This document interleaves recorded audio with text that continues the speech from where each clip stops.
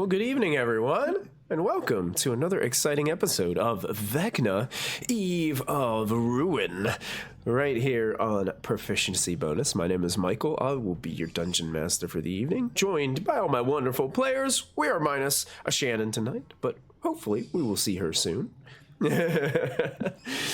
the meantime, I did want to mention I am just absolutely floored by the generosity of this community, our viewership, our subscribers, our channel friends, everyone who has contributed to our longest day fundraiser that we held on Saturday. We crushed our goal, raising $2,000 to fight against Alzheimer's.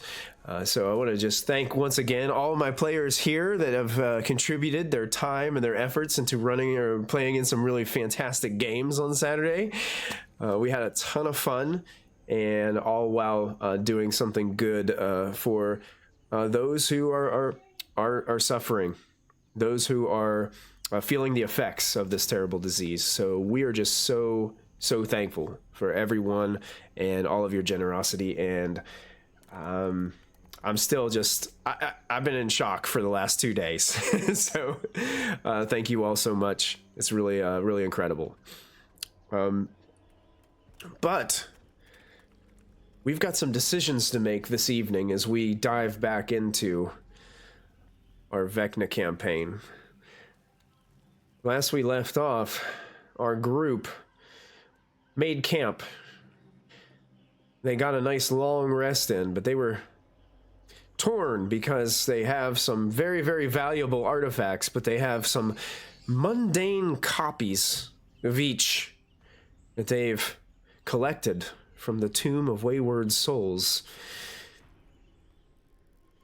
And we're going to find out here what they're going to do with them. So we're just going to dive right in tonight with you guys waking up from your long rest. So if you guys haven't already taken a long rest on your character sheets, you can do that now if you haven't already done so. As you guys wake up in the humid jungles here of Oerth.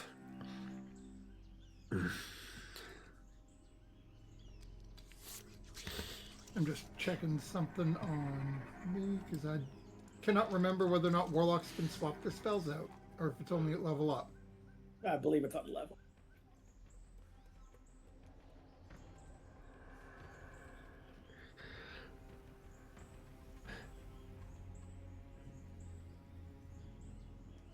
Yeah, it might be when you level up you can do that. We haven't leveled up though, right? Not Not yet, quite. no. Not yet. Very soon. Okay. Okay.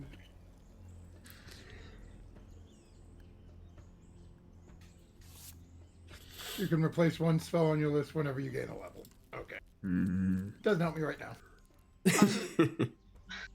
So when we wake up, I had set up the Hearth of Moonlight and Shadow like in the brush with us to kind of give us a little extra cover, so that goes away after I finish my rest. So like the second Hazel's considered conscious, Okay.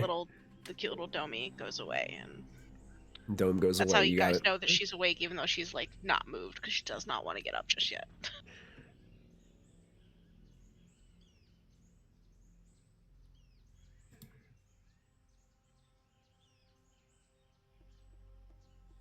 So I'm going to toss out, during the long rest, Orcon will have attuned to the Wand of the War Mage +3. Okay, you got it. He is playing for himself. Sure. Is there any other items or anything that anybody else wanted to attune to during this rest that you guys had taken advantage of? Well, I needed to actually sleep, so I couldn't start reading the copper plates yet. Okay.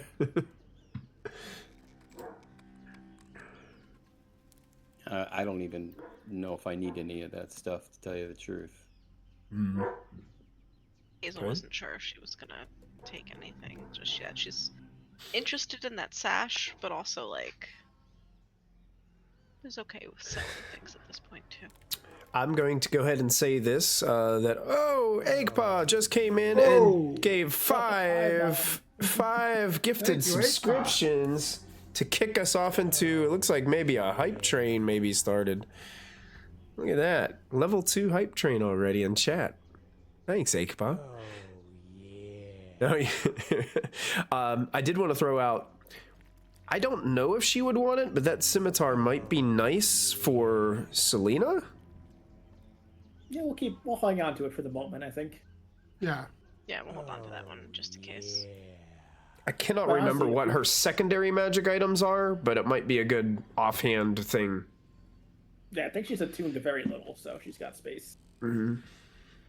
I mean, if Hazel has an empty attunement slot, there's kind of no downside to using the Robe of Stars. Yeah. There. Yeah. Selena has the space for the scimitar. She wants it. Yeah, I was trying to. I can see what she has equipped and attuned to. She has her flame tongue short sword. Yeah, that's She the has only the thing. Stone of good luck, the luck stone, but she hasn't attuned. Yeah, she doesn't. Yeah, yeah, she's just carrying that around. She doesn't have it She attuned. has halfling luck already, so. Mm-hmm. Yeah, I've got space too, but we have to get through this scam first. And I'm sure if you ask Orcon nicely, he'll give you his old Wand of the War Mage. Yeah. No problem with that. I've got a Wand of Wonder and other stuff, so. Or we just tell her, this is what we found. If we don't Listen, want I'm one not- of the magic items, slip it in. I'll give them some validity by having a little bit of real in with the fake. Oh, I did want to If ask this too. Who currently has possession of this rod piece that you guys just took from the tomb? I mean, I initially picked it up, so I was the I was next assuming point of he's- order. Was Okay. who wants Yeah, it. probably still got it. Okay, I will say this. I'm going to backtrack a little bit. While you guys were having your long rest, Forrest, while you were asleep, you had this nightmare. And you basically are kind of cat. Ouch. I'm a cat. No, you turned into a cat. That's right. And clawed your dungeon master to pieces. I didn't do it. I didn't turn Forrest into a cat. It wasn't me. You have this sight of a brutal, barren, craggy, hellish landscape. Wisps and rain of fire that fall from the sky. A sky that just glows with orange and red constantly. There's no sunrise or sunset here. That's the just mount- the actual hell. Yeah, basically, yeah, it looks like hell. That's right. And as you're getting this vision, it's almost kind of like, imagine like drone footage, like where you're just like slowly like going over top of some of these like craggy mountainous regions, and you can see there's burning fires and old mechanical machines that are just kind of like broken in like this desert that's made of like ash and dust. And you come around a bend and you can see out of nowhere in this hellish landscape, there is this glimmering, beautiful, and humongous, majestic casino. A dome above it on top that seems to flicker with rainbow-colored lights coming from the inside. Like the coolest dance club you've ever been to. You can even hear the bass hitting from the distance that you're away. You seem to have the sensation while you're asleep that The 7th piece of this rod is located in a casino in Avernus, the first layer of hell. And then you wake up from your long rest. Sorry, from your long rest.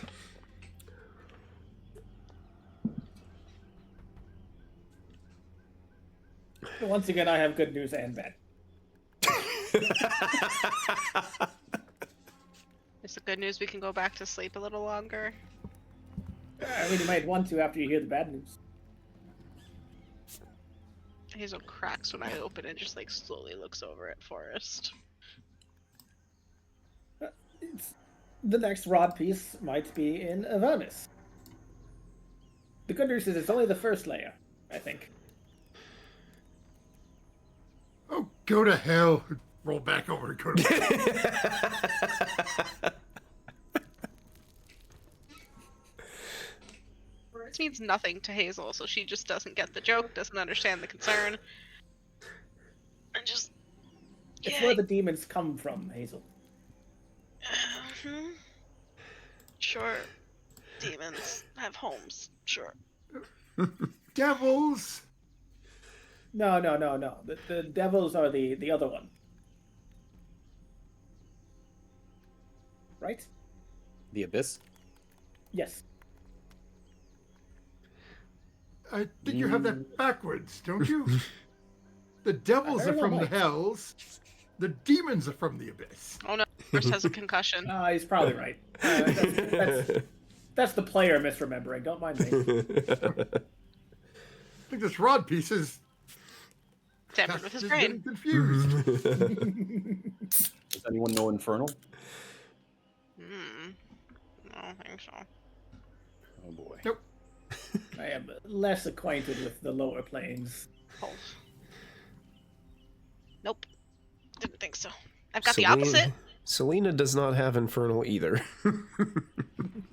But perhaps we should make it back to Sigil and sell all of our ill-gotten gains before we worry about where we're off to next. We mean ill-gotten. Well, certainly one of you has gotten sick at some point during this whole... I mean, Forrest was getting thrown around by a squid. That was funny. I mean, that was funny. Right. Orcon, if you want to go with this plan, I'm not going to stop you. But I will feel slightly bad about it. Wait, Only when did this slightly. become my plan? I was just going to walk through and go back in the doorway and not say anything. Okay, let's seriously decide what we're doing. Are we giving them anything magical back? What are we definitely... I mean, Hazel holds up a hand at Orcon. I know what you have. We're pretending that doesn't exist. It's fine. We have the sword that we put in Selena's bag. Everything's in Selena's bag right now. We're holding the scimitar specifically for Selena, but yes. Well, why don't we give them what we don't want out of it to see if, as a test, just to see if they can notice the difference. And if they can, and they try to use what we give them in ill intent, then we do what we must do. I mean, I don't need or have use for the crystal ball. I can do what it does already. As can I. We can give them the real version. And the ring they're looking for. Ring was It's just a it's ring. just a ring. So Orcon has the wand. We're holding the scimitar. The blue sash is interesting, but I'm okay if I don't get that. It's fine. But we'll say we're keeping it for now. And then the plates. Does anyone want the plates? Yeah, a little. What was that? You wanted the sash, though, correct? I'm okay if I don't keep it, honestly. But if we're worried about them doing harm, if they have a crystal ball, they can see things. The sash can actually hurt people. So maybe we just don't give them the sash if the concern is... Okay. So violence. why don't we just give them all the fakes and see if they can tell the difference? We hold all the cards. just give them the actual crystal ball, put some real in with the fake for some validity. Yes, we can even tell them how we found it in the desk. But the rest of them we found in with the Lich. Heard about. Yeah. Insight checks. I mean, insight. Well, if you're very book learned, we'll be fine. Well, I mean, we're not lying. We did find all of these things down there. You just have to believe that that's holy. I mean, a lie by omission is still a lie. That's fine. Let's just go and I'll talk to them. Okay, well, so let's prepare this the amount of stuff with the actual crystal ball in the pile so that we do give them something proper back. I think I'm okay with that if everyone's okay with that. We'll keep the rest in Selena's bag where they're not allowed to look.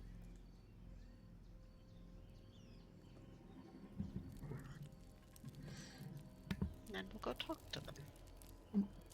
I'm gonna make sure to take my fancy new wand and hide it inside my armor.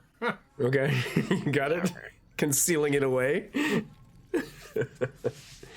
Leave my old one still swinging on my hip or wherever it normally is. Okay, you got him. So you guys pack up your camp and begin to head on back up the beach.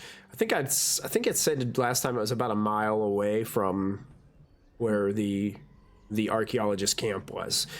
Not an issue at all. You guys travel, short little trek. You guys travel that way through the sandy beach, and you guys can see, hear, and smell the familiar senses that shows you that the camp is right ahead of you. And as you guys going to walk up, you can see that several of the archaeologists have spotted you and are kind of waving towards you and waving you back to the camp. And you guys have arrived successfully. You see that the orc priest Vogrin and the elf priest Tallow are still there, present, just kind of moving about, just having conversation with some other archaeologists. That mage that you guys were just kind of like iffy on is present as well, kind of sitting near a campfire. And Lesa is also there, and she is just overjoyed to see you guys return. It seemed like when you guys went in to go to the tomb, once you guys got like too far of a distance, she must have made her way back here to await your return after waiting for several moments outside. No one ever returned. And she's elated to see that you're coming back up the beach. I didn't know if one of you guys wanted to address her or if she was going to address you, so it's up to you.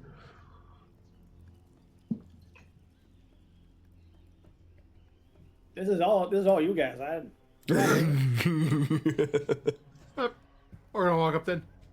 Oh, good. I believe it's morning, right? Getting out of the cave at times a little strange. Yes, you're okay. You're alive. Yes, it was quite a fascinating building there. It's complete with a lich in it. A copy of one anyway. Oh, you guys, there was a lich in there. But formerly, it has been eradicated. You've conquered it. Yes, thanks to the big metal meat man back there. Well, come quickly. We have food cooking upon the fire. Let's. I want to hear all about it. And she kind of gestures you guys over like deeper into camp, and as you guys approach, and brings you back over, and you probably engage in a little bit of small talk on the way, about things that occurred. But she also asks, so the terrible traps that were rumored to be there, are they all triggered or stopped as well, or is it safe to traverse back in if any of us were to have to go in and explore? Yes and no. So there are the more immediate dangers have been dealt with, but there are quite a few chambers within the tomb that require some arcane ability to be able to pierce the illusion. Oh, right. There's one where the room is quite empty, but you would swear you were underwater. And my friends who are unable to see through the illusion were unable to breathe. Oh, So they could quickly swim out of the room, but there are concerns. Oh, There's, yes, a, sorry. there's a lot of tricks in those rooms down there. And there was at least one hallway we didn't even bother trying. Yeah, there were a few places we went around because we were already quite hurt or exhausted, so we were just found an easier path. I'm sorry. I don't mean. It would be hard for me to put any of my team in more danger than is necessary, especially when I'm getting ahead of myself. I mean, were you able to recover any of the artifacts that we were looking for? So Orcon's going to turn to who's ever got our prepared bundle. I assumed you had it. Hazel would have packed, well, Hazel probably would have packed it up with the fakes and probably like a bundle of cloth robe, whatever we've taken from somebody in the past or past adventures, and like just kind of bundled it up so that it was ready to give, so there was no going into bags for things. In the robes of the witch. Take the bundle and hand it over to her. Oh, she takes it and she looks at it. And she starts like slowly like unwrapping the bundle, and she like just looks completely amazed when she opens it up and sees that all of the items are there. And it's like, I can't believe it. You found every single one of them. And Yes, you can see like tears are welling up in her eyes as she's looking upon these. And she sits down, like right there in front of you, and starts crying in joy, looking at all these. And then you can see some of the archaeologists are coming over. One of them kind of comes over. The half-orc priest like puts his arm like on her shoulder, and you can see like he's just got like a little smile on his face as well, and looks towards you, Orcon, is like, you have done such a good deed. Oh, it is our genuine pleasure to be of assistance. We found them within the chamber the Lich was in. Well, this is exactly what this whole expedition was about. You can see Lysa right now, she can't even speak to you guys because she's like just in pure tears of pure joy. So the orc is kind of like stepping up and just talking for her right now. You know, this is why we were here. And you found them all. Lysa's like, let's just Volgren, go get the pouch of the gemstones. They've earned their reward. They need to be paid. They did their part. It's time for us to do ours.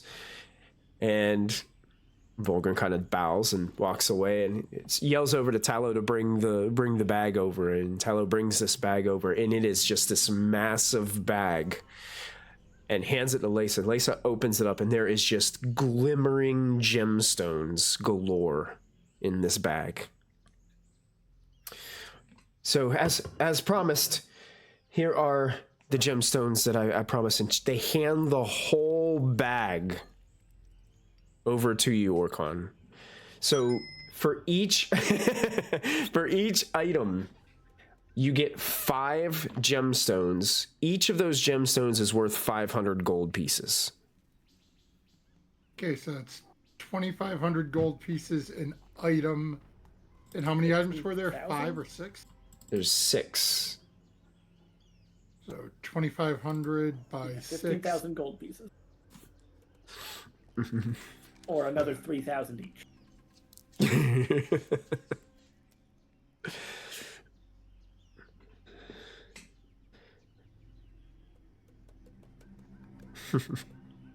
What, Lysa? I just put it in the chat. No, you yes, yes. She's kind of like wiping tears away from her face. You told us these were important before we went in, but you never said why. Could you tell us? And however she responds, Hazel is insight checking her. She is nervous about.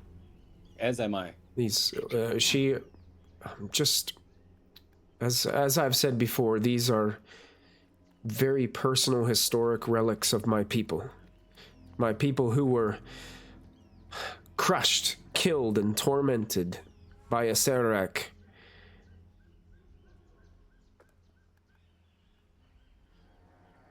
It means so much to me to have them back. And you can insight check it if you'd like.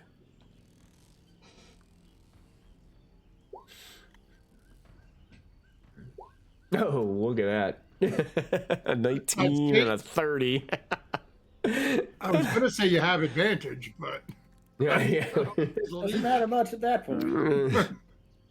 Yeah, you 100% believe her. There is no malice here at all. She is collecting artifacts from her people that was basically put under the thumb of like torment from a Serac when he came to these lands. And she's just trying to reclaim part of their culture's missing history.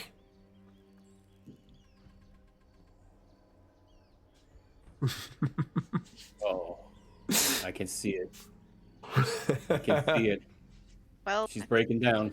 Hazel just kind of nods and just says, well, maybe next time we see you, we'll help you find other things. But we do have to get back to where we belong. I understand.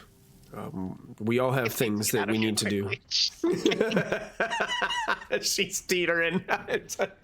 just a little bad, but then she's like, but this is funny, but this is not, but get me out of here. Orcon's going to say, like, but we appreciate it, but as my large friend has stated, we are needed elsewhere to find yet another piece of our puzzle. It will take Hazel by the elbow and sort of try to guide her away. I go to Hazel as we're pushing her, as we're guiding her away, and say, "Why don't we just drop the bag of gems behind us as we walk away?" Quietly, Hazel would respond, because Orcon would have a heart attack. And also, I think, at least for what I want out of this, for our adventures, I'd be willing to come back and return it proper once we defeat the Whispered One. And I think that's a fair exchange. As you worry wish. about the money later. I'm just keeping my hands clean over here. Don't mind me.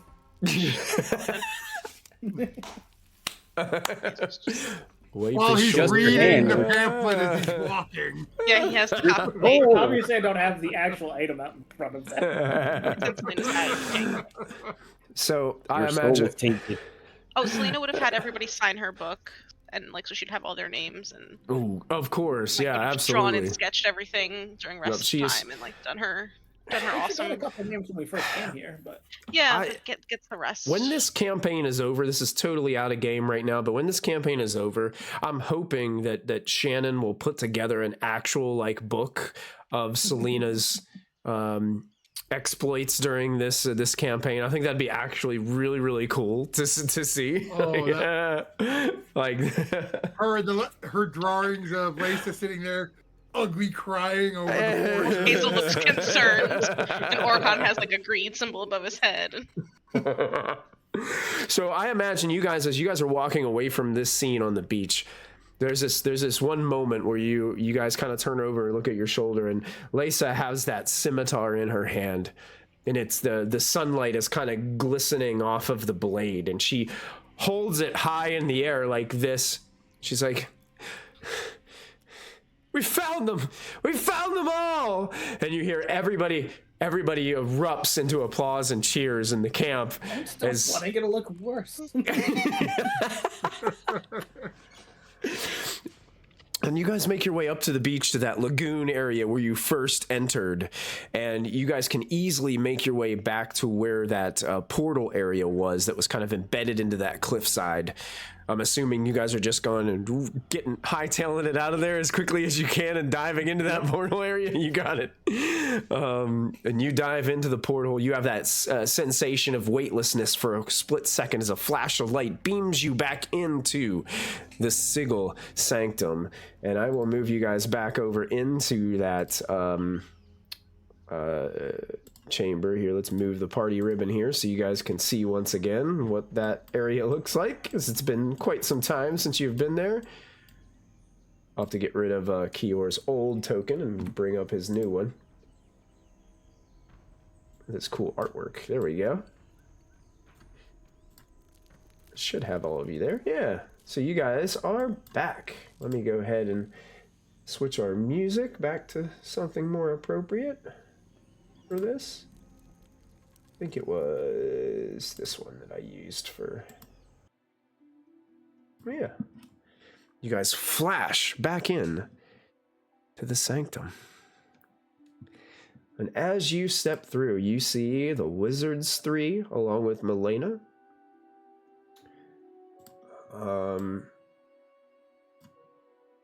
Look at you with glee as you walk through the portal.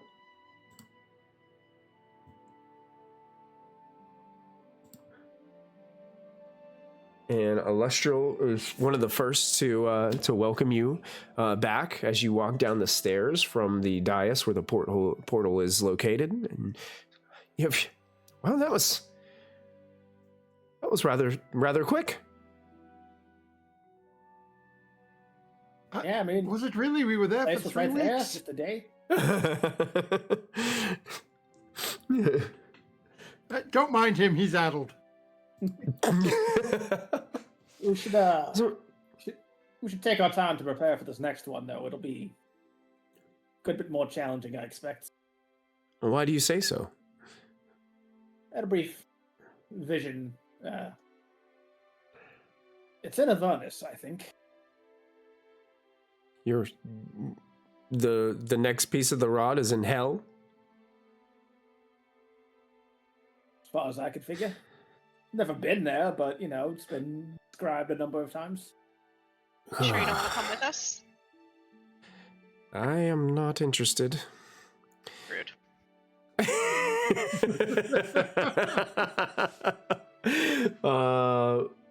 Tasha back in the corner kind of overheard it, and she's like, nor do I. I do believe there is some information in the library that might be able to help and assist in getting you ready for the next stage. But until then, I mean, please rest. Selena books it for... Selena's gone. She's in the library.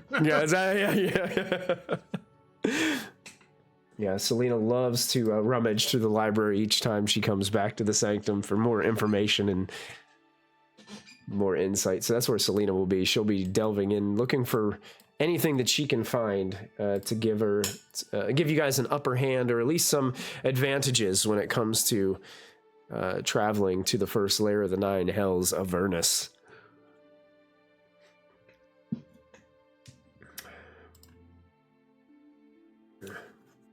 Mordenkainen approaches and did you found the other piece then? Would you like me to go ahead and take it and attune it to the portal and get everything ready? I mean, you can get it ready. I imagine we'll need a few days before we head out on this one, though. Oh, absolutely. Mm-hmm. We have Not quite the windfall, some items to track down to help us on our way. Plan to sell some things in town. Well, sure, absolutely. Here, I'll take it and prepare it, and we'll get it ready for when you are prepared and ready to go. Mm-hmm. Plus, I found a rather fascinating... It's not really a book, but I want to read it. Well, of course.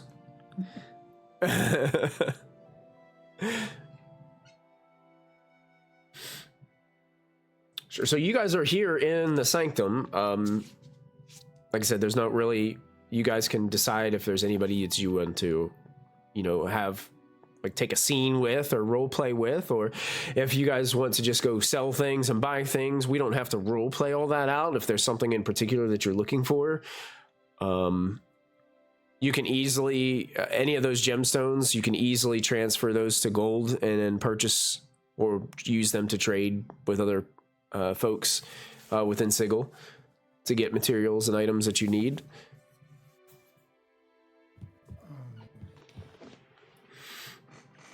I will say this. I guess while we're here, we could just go ahead and say you guys are going to level up to level 17.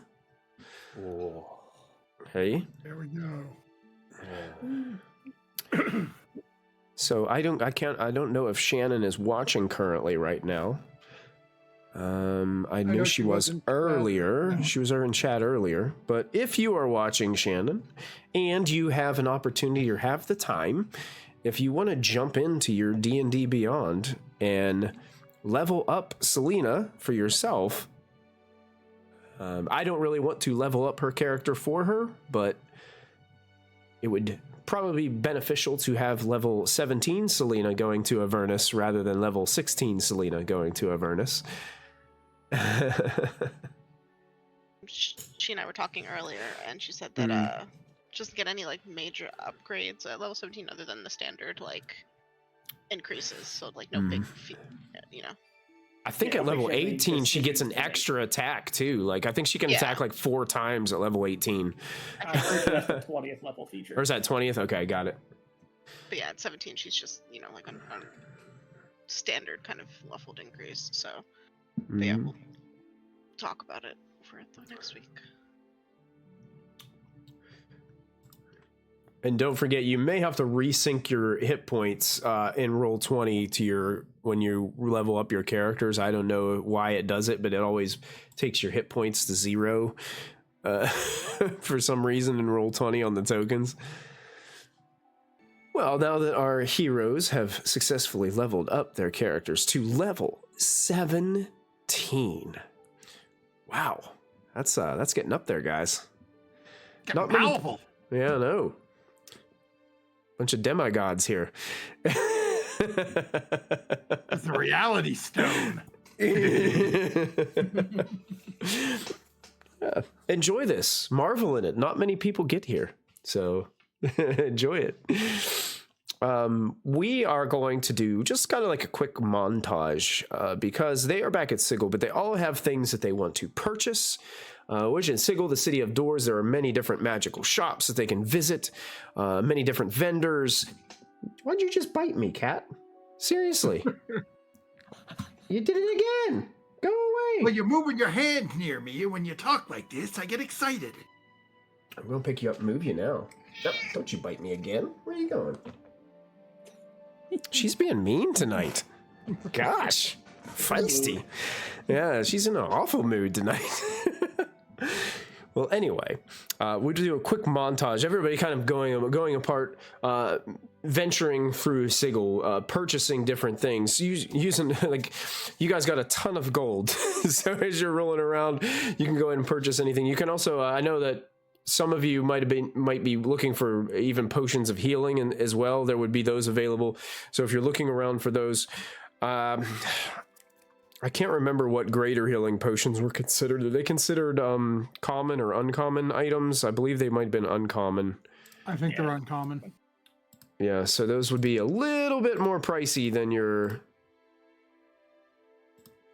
Yeah, I think it's 200 gold each because it's for consumables. It's half the cost of. Yeah, 200 each on the greater ones. I think there are even. Is it superior potions? Don't they have those as well in the? Nope. Yeah, greater, superior, and supreme. Superior are considered rare, I believe.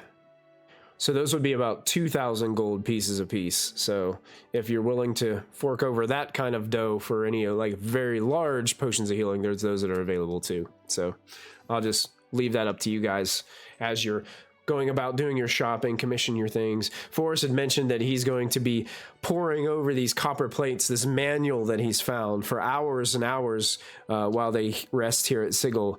They're going to spend about 5 days here, getting themselves prepared for what is going to take place. Selena spends a lot of time in the library, digging through the books that Alestral has, and Kior wanted to approach Alestral during these 5 days to have a conversation, so I was going to turn it over to Kior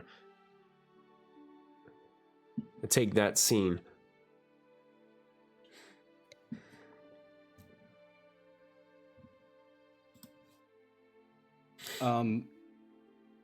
Kior, after coming back from the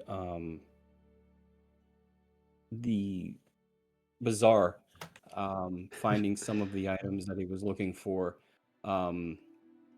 sees a Lustriel at, I would say, somewhere near her quarters, and is curious about something that she might know. So what his intent is to gather some information, as he's pretty new to the group, and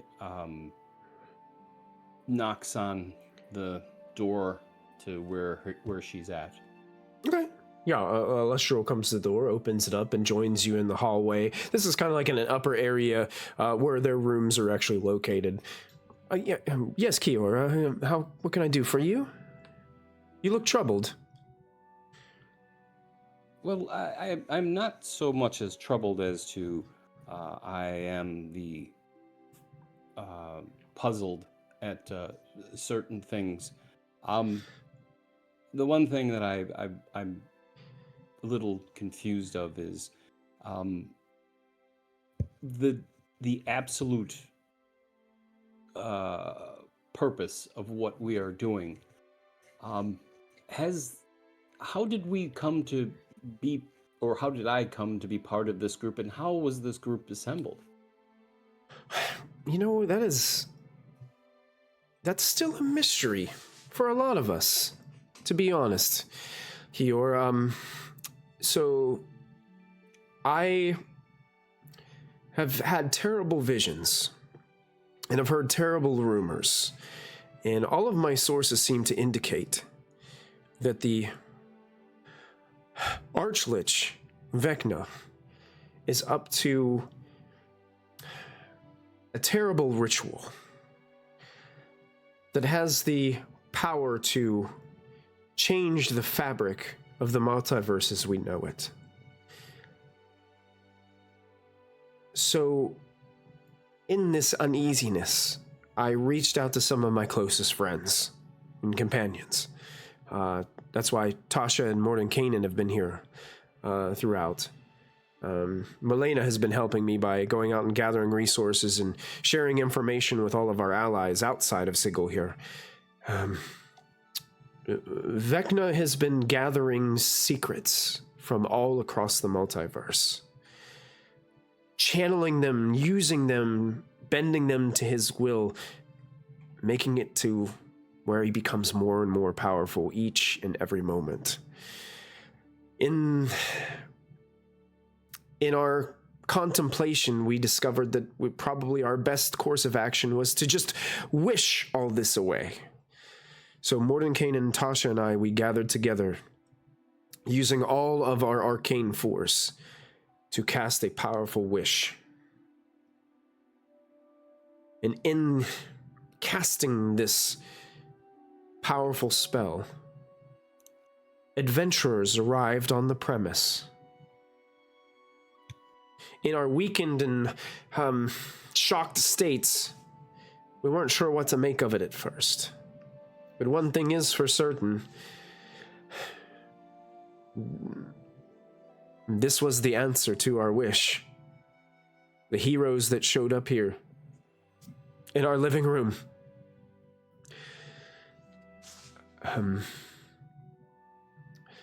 Since that time, I've had you on my mind. And it seems like with each passing moment, fate had drawn you closer and closer to this group. I don't think they can do it without you.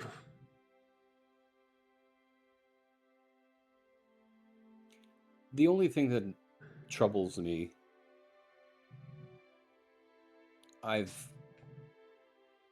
I'm not sure, but the sword that Forrest carries, they've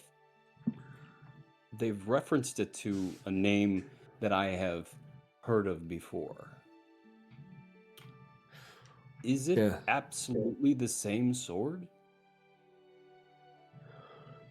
Well,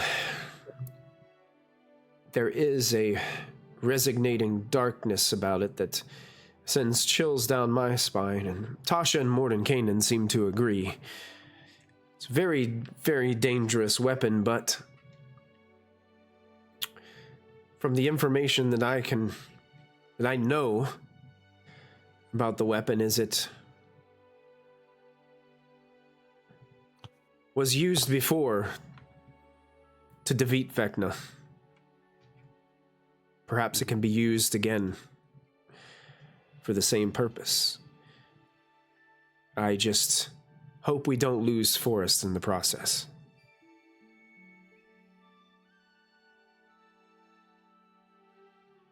You think that may be the issue?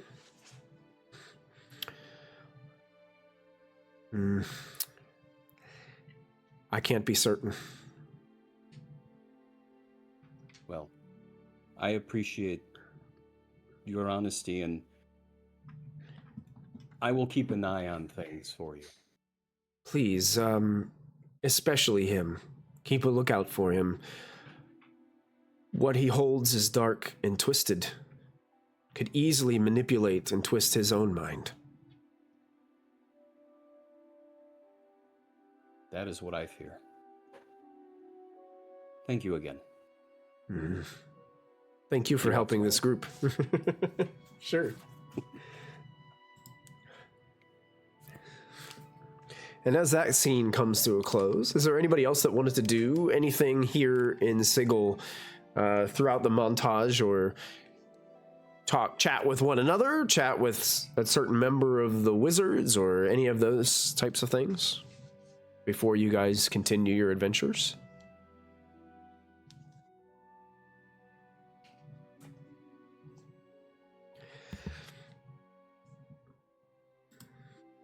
Nope. Orcon's good? Okay. Yeah, I think Forrest is a little busy. Forrest is a little busy. He's got a lot to do. Orcon's been spending a lot of time, you can see, just sort of in a notebook, writing things out, crossing it out, writing it out, crossing it out. Looks like he's trying to get the verbiage right for something. Nice. Forrest, as you're reading, sometimes in the background, you can hear, oh gosh, what was his name? Landro. Yeah, you can hear Landro like knocking like flower pots off of shelves and tables, and sometimes you'll hear them shatter on the floor behind you. And you can see he's been actually like reading a book as well that he has, and it's a book about specializing in drunken boxing. He's like trying to learn some monk techniques. And he's very haphazard in doing so, and is knocking over furniture, breaking flower pots and the like. And immediately after breaking something, he has to close the book, put it down on the table, and then he goes and gets like a broom and dustpan and like cleans it all up. And if there was a flower in the pot, he replaces it into a new pot and then takes it over. It takes him about 20 to 30 minutes to do this, and then he goes back to opening the book.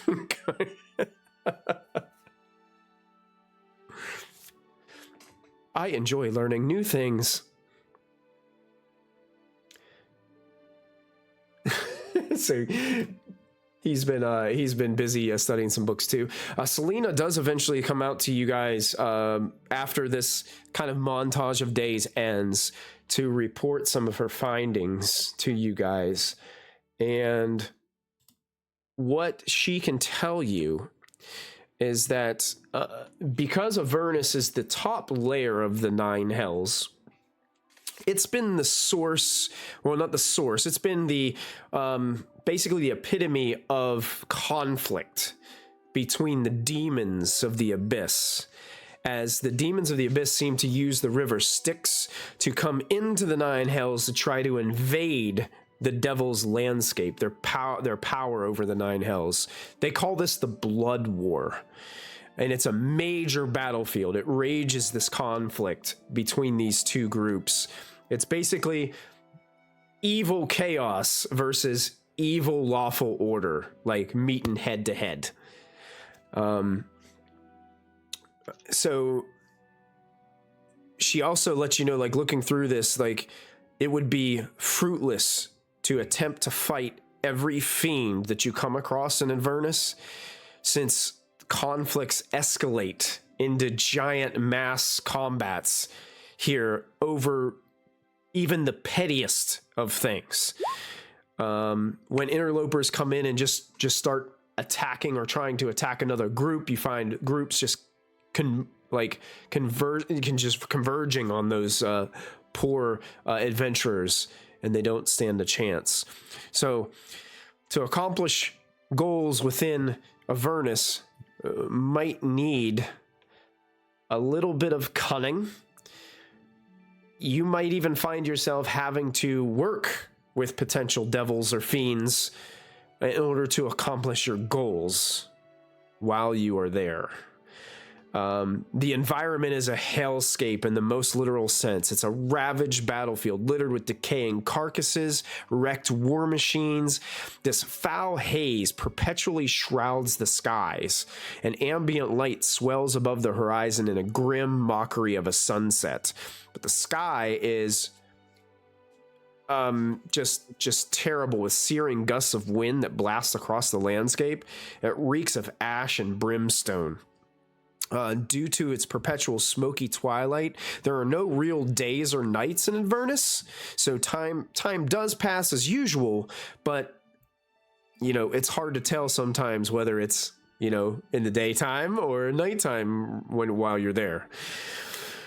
So the history, so a little bit of history lesson on Avernus that she's able to kind of discover from her research is that long ago, Avernus was actually a tantalizing paradise that was created by the archdevil Asmodeus to tempt mortals as another temptation. However, the incursion of that river Styx, hordes of demons have ruined this paradise, leaving behind gore and destruction all over the landscape. She also has another bit of information that she's a little reluctant to share, but Selena needs to share this with you all. Tiamat, the Queen of Dragons,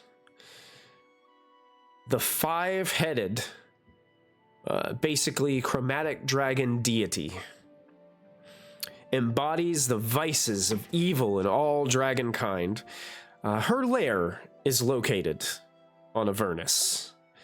It's connected to numerous monuments and temples scattered across the landscape.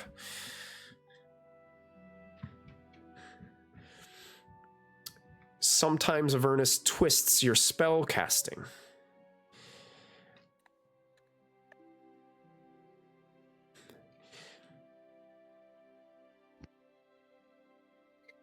What does that mean? Sometimes it looks different when you cast spells. Sometimes it doesn't do everything that you would hope it would do. It can be iffy at times, so it just depends. Druid wild shapes in particular. Sometimes whenever you wild shape into a creature that would look maybe like a wolf or so, looks a little bit more like a hellish version of a wolf when you transform into it in Avernus.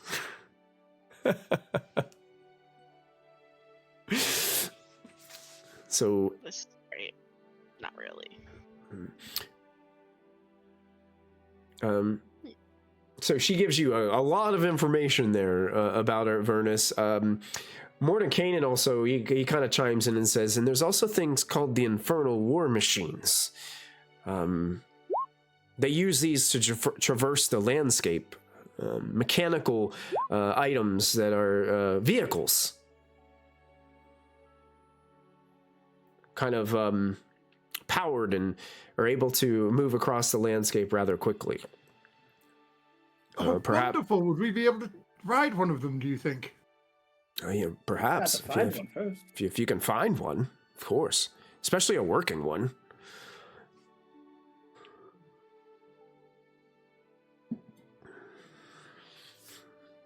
Just throwing it out there, you guys. And she's looking at the three wizards. She's like, we are pretty fun to travel with. I'm just saying. They completely ignore you and change the subject. Hazel pouts and sits on the ground.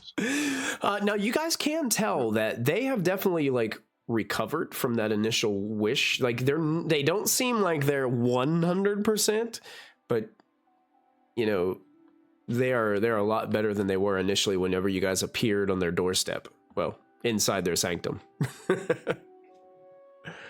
So I'm going to toss this above the table and see, because I don't want to mess with people too much. So we've leveled and I have wish and I can recreate spells. And we're down for 5 days. Do we want some help coming with us? Yeah, it's a lot more to keep track of. Explain. I'm okay with this. You get a simulacrum! You get a simulacrum! Oh you get my a simulacrum! god. I will say there's not much point of using a simulacrum on me, because they don't get my equipment. Yeah, that's a good point. They wouldn't have like your powerful magical equipment. Yeah. And warlocks only have 4 spell slots. Dang it! But the wizards 3. Oh, we could make copies of them and bring them with us. We as could a just have distraction. 5 Mordenkainens rolling up with us. How does Mordenkainen feel about that? Probably not great. Yeah, they seem to be if a simulacrum's going to happen, it's going to be done under my watch. Of course, you'd have to be there when I cast it. Yeah, I still don't trust it. It's a simple wish spell. What could go wrong? They kind of Hazel like just gesture laughs to this out whole loud and situation. Yeah. Hazel burst out laughing the second he said that, because she's just like, that's how we got stuck here. Not to mention, we've seen quite recently that simulacrums can just kind of wake up and do what they want. That's how we'd make it of somebody nice, though. Read Yes, the but room. maybe not them. It's bad enough there are 3 all-powerful mages in one room. We don't need more of them. Are you sure? Fine, poo all over my idea. You guys have noticed over the last few days, Hazel has been like intermittently, like from like the day we went shopping and everything, she keeps like counting things in her bag. She bought so much crap because she had so much money. And also, at some point in the night, probably Kior, because he has the highest passive perception, probably woke up at some point and Hazel had goggles of night on because she was sick of not being able to see in the dark and was like creeping around everybody in the dark one night and having way too much fun with it. Cool. So now that you guys have got all your new goodies, items, equipment, information, what would you guys like to do now? Are we ready to go into the portal yet? Who's going to be taking this piece of the rod, the most recent one? Put it in my inventory temporarily. What is it? Yeah, I can't remember which one that one does. This is Mirage 6 piece. That is Mirage Arcane. Mirage Arcane. Well, Kior doesn't have one yet. We've been Does kind it of have splitting any? up. Does it have anything to do with planar travel or anything that might... It casts Mirage Arcane. Let's see what that does. You make terrain in an area up to 1 mile square look, sound, smell, and even feel like some other sort of terrain. Terrain's general shape remains the same, however. Open fields or a road could be made to resemble swamp, hill, cross, blah, blah, blah. Pond could look like a grassy meadow. Precipice can be a gentle slope. You get the idea. I'm sure you must be attuned to it as well. Rod pieces? No. Once we have the whole thing, yes. Yeah, when the whole thing is assembled, you will have to be attuned to it, but this one you do not. It does have a 10-minute casting time on it, but the duration is 10 days. So, like, you could And the confuse range is at sight anywhere up to a mile square. That's pretty cool. Wow. Okay. I will... True sight can see through it, but Yeah, true sight can see through it. Okay. Yeah. I will receive the rod piece. We've mostly just been keeping it, like, so that none of us all have it, so that nothing bad happens to one person and it's gone forever. That's a good idea. At least until it's time to put it together.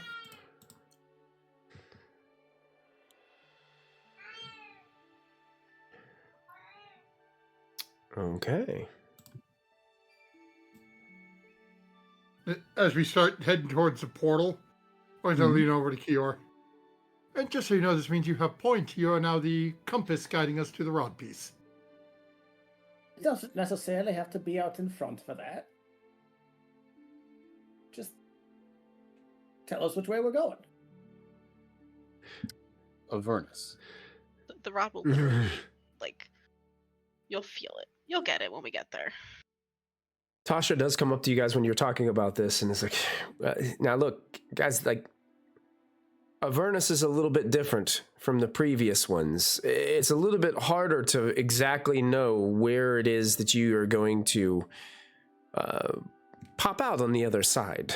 It may take a little bit more of the navigating to find exactly where the next or the last piece is. But this is the last one. You're almost there.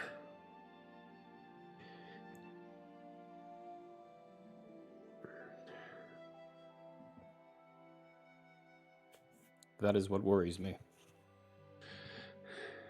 I forget, just for the party, for above table, Selena's rod piece has find the path. So even though Avernus is difficult to traverse, we could use find the path when we get there. I'm saying that now before we forget. I think find the path is only a place you know. Is it? Yeah, I think it's like find your way home or something. There's a location you name, but I think Casino and Avernus is a little too vague. Yeah.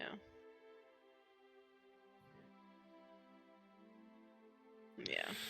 Yeah, worth a shot.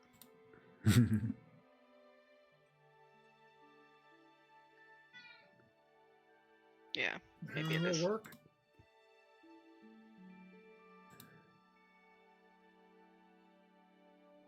Well, are we through? Oh.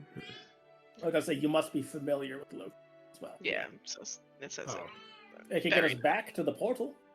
That, yeah, maybe that. There we go. Get out. Oh, and Shannon, thank you so much for leveling up Selena to level 17 for me.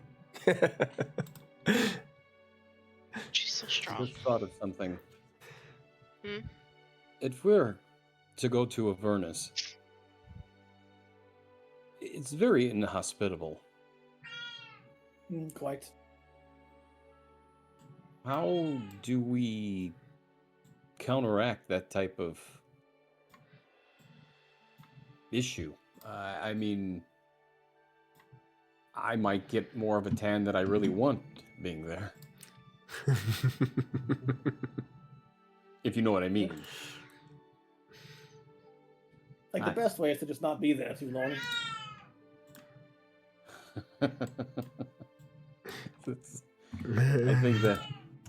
I think everyone feels the same way, but look at my spells. Kior, if you're concerned about, at the very least, water to drink while we're there because, hot. I can prepare, create, or destroy water. And just have that on hand for us, so that at least we have water that is safe to drink down there. And like Forrest said, hopefully we're not there too long that food becomes a problem, but we do have rations and other things on us, and I think we'll be okay. But if the water, at least I can help with, if that would make you feel better. It's not a bad idea. I just wonder if it being as harsh terrain as possible, that food and water is just part of it. But I'm sure we'll be able to. I'll be sure that I can be able to absorb any kind of element at only certain points, but not if it's something that keeps moving along and then we will be in the elements for too long.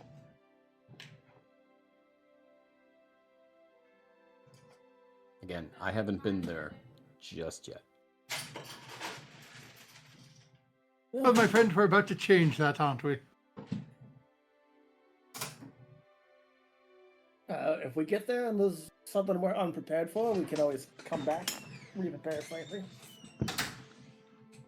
And I can always create a geyser of water, tea, mayonnaise, whatever we may need. I turn to Illustrial and ask, do you know of the terrain and what we might benefit from? Is it hostile terrain as far as elements of the elements are concerned? Who was it you were turning to ask that? I'm sorry, I missed it. Illustrial. I mean, it's barren, dangerous, hot.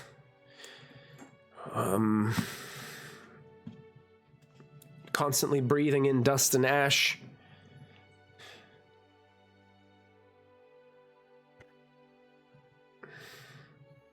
You have gators in stock? I believe we actually do have one thing, don't we? We found it way back in that crypt in the Shadow Valley. What are you talking about? I forget the name of it.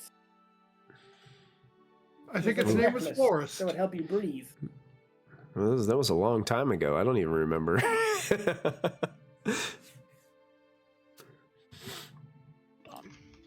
the notes.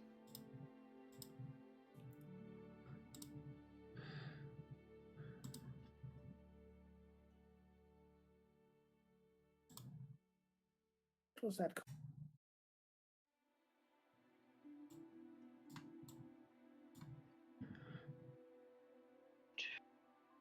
No, I'm sure we'll be able to figure out something as he sashes up his face. Make sure that there is no dust or anything else.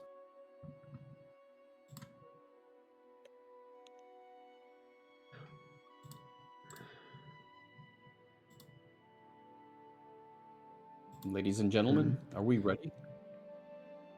I believe so.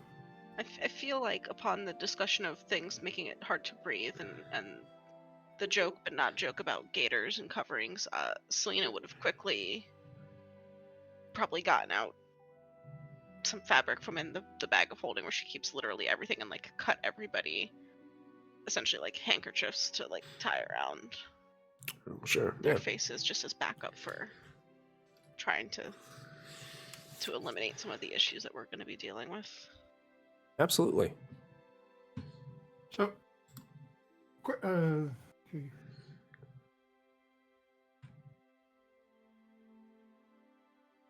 Okay, perfect. Can I say one thing that Orcon would have done that I just realized I could have done during our 5 days of downtime? Sure.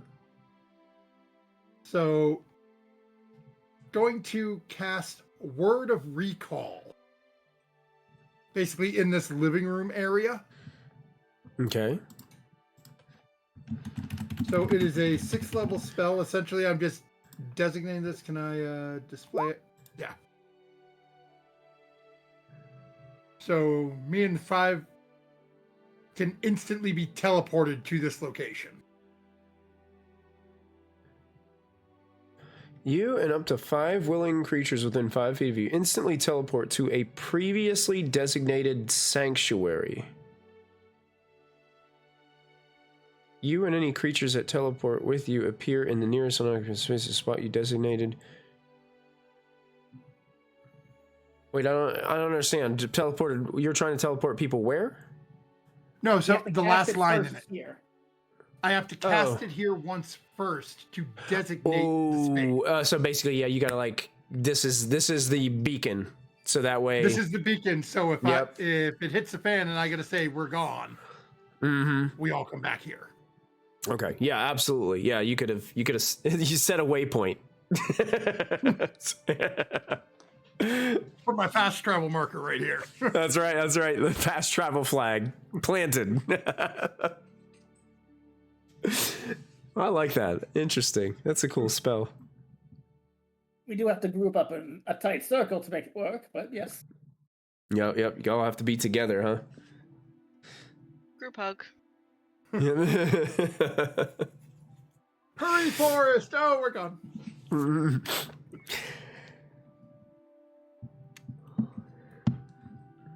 All right. Well, as you guys are getting ready to head towards the walk up the dais to the portal, all 3 wizards are just kind of standing there, just kind of looking at you with just a sense of awe and respect as you guys do this. And Mordenkainen himself kind of looks at all of you and says, "This is it. One more piece. We get this piece, we'll have the power to stop him." Yeah, just as long as none of the lords have it. And as long as no one opens any doors. It's inside of a casino. We have to open at least one door. And presumably we'll be in the vault, so we'll have to open an elevator door, go down the elevator, through the hallway, past the security checkpoints. Hazel's still mumbling about doors, but everyone gets the hit points and the... Yes, we'll come up with the most convoluted plan we can. Yes.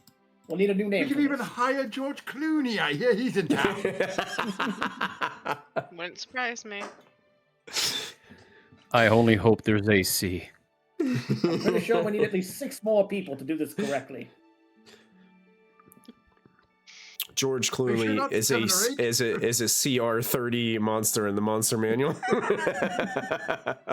So everyone gets 22 temp hit points before we go through the portal. Whoa, 22 temporary hit points. Aspiring leader. Aspiring leader, don't open the doors. Proceed to immediately walk through portal door. Yeah, that's right. But we didn't open this one. That's the difference. Mordenkainen opened this one. That's why he didn't get the temporary hit points. Exactly. Now you're catching on. Awesome.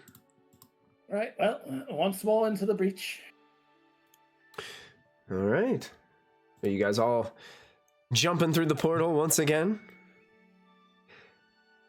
Yep. Diving through, you guys get that sense of weightlessness again, but then after this blast of really bright light, a split second traverses. Shrieking gusts of hot air just completely assault your senses as you step into Avernus. Clouds roil over the ravaged landscape of broken rocks, bleached bones, and jagged metal. The dusty atmosphere reeks of sulfur and tar. I'm going to take you guys over to a different image here to show you a little bit about what this place looks like. Just a little. Move the party ribbon here.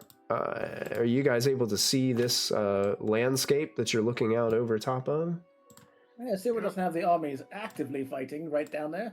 No, it doesn't have the armies actively fighting down there. Just imagine the left side of the screen is more like she's probably a little bit more mountainous. This was the best image that I could find right off the cuff. Looks like Bakersfield.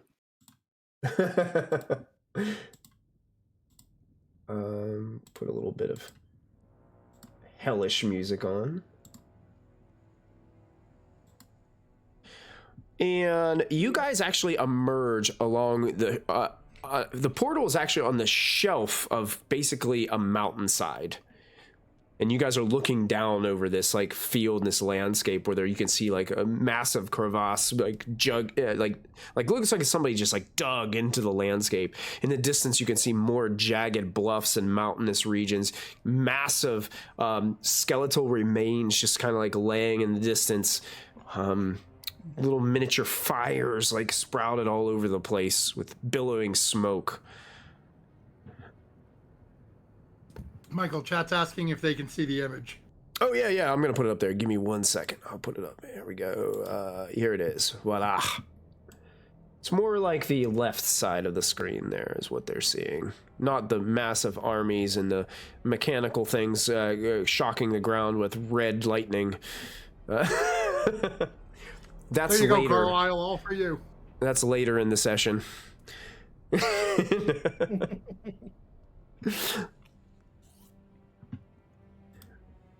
So the question is, heroes, what do you do?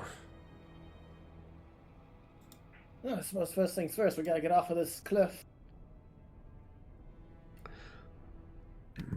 So But to where? does my rod piece point? Yeah, it kind of points. It kind of points down the cliff.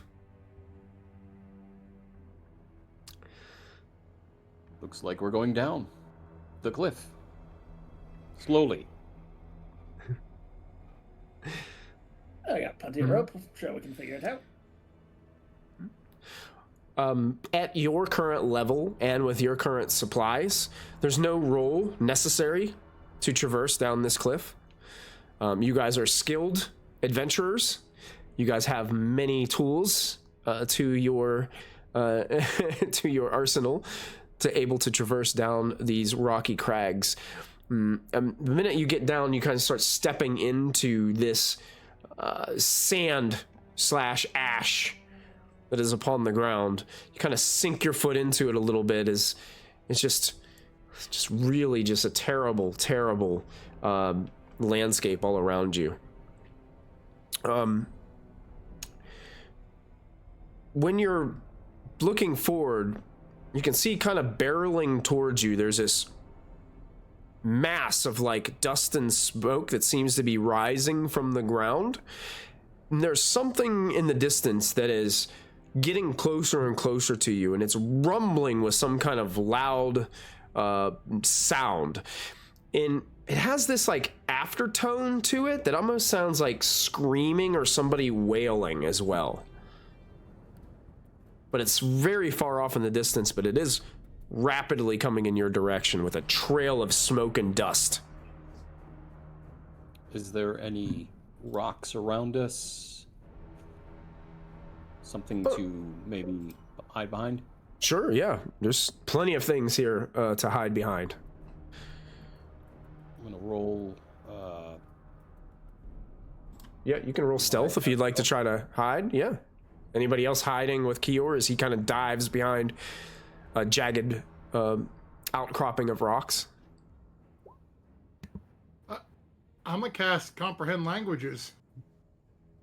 Okay. Sure. Wizard people said we might need to talk to him, so let everyone else hide, or whoever wants to, but Orkon's gonna keep standing out.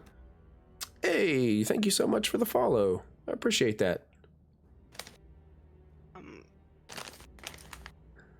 Hazel would try to use, I don't know if it'd be like just a perception check or like survival skills. With the way this dust is and everything is billowing up, to try to tell whether if this is mechanical or a creature from a distance, because it's so far away she can't tell. But just from how the dust, is it too perfect the way the dust keeps pulling up, or is it? It's pretty consistent. Creature-like? Yeah, Okay. yeah. She'll lean over and just say it might be one of those machines they were talking about. Right, which means there may be a driver. They're friendly either way. Talking at the same time.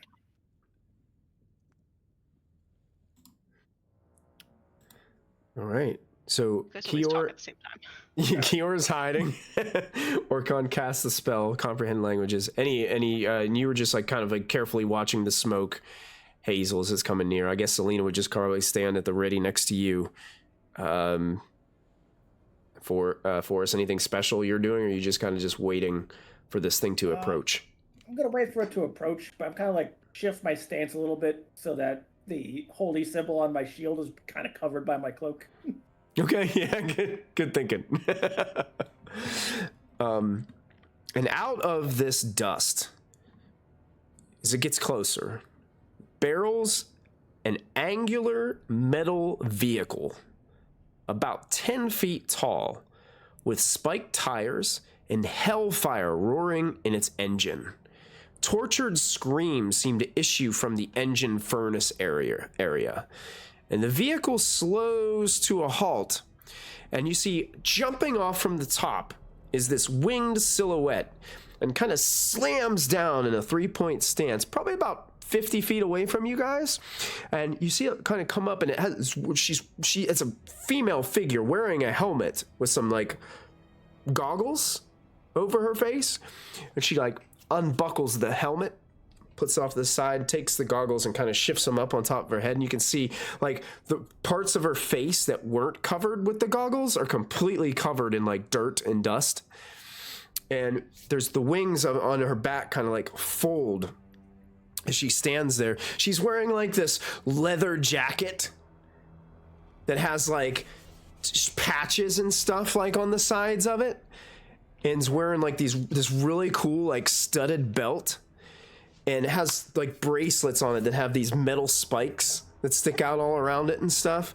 Several different chain necklaces like going around her neck as she slowly stands up. And she Michael, like, if you were gonna make Max vibes. yeah, gonna make fun of how I dressed in high school, you could have just pulled the picture. it's okay. So I dress the same way, so it's all good. That's why I knew how to describe it. I feel called out so hard. Brassback puts it in a dirt devil. Dirt devil. I do have some artwork that I did want to show you if I can find it really quickly, because it's really cool art, and I want to show it to you. Let me find it. It's worth the wait, trust me. And on a separate note, I realized I took the helm of comprehend languages. I can't speak to them, but I know what they're saying. Just means they can't talk behind our backs quite as openly. Yeah. Oh, why can't Well, Yeah, I? but if devils they do don't speak share, common. if they don't have common as a language, Why can't I devils do find speak that? common. You can gesture, it'll be fine. Oh man, I want to find this art so bad because it just looks so good. Oh, here it is.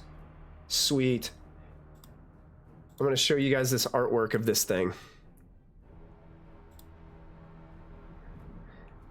Can you guys see That's it? total Mad Max cheating. So that's what this thing looks like, and you can see the driver kind of sits down below, and you can see there is someone else in like the driver's seat, and there are like harpoon guns like attached to the top where this one had jumped off of, and there's another one that's also standing up there, kind of like leaning up against one of the other harpoon guns that is present on this thing, and it does have that carved writing in the side of the metal.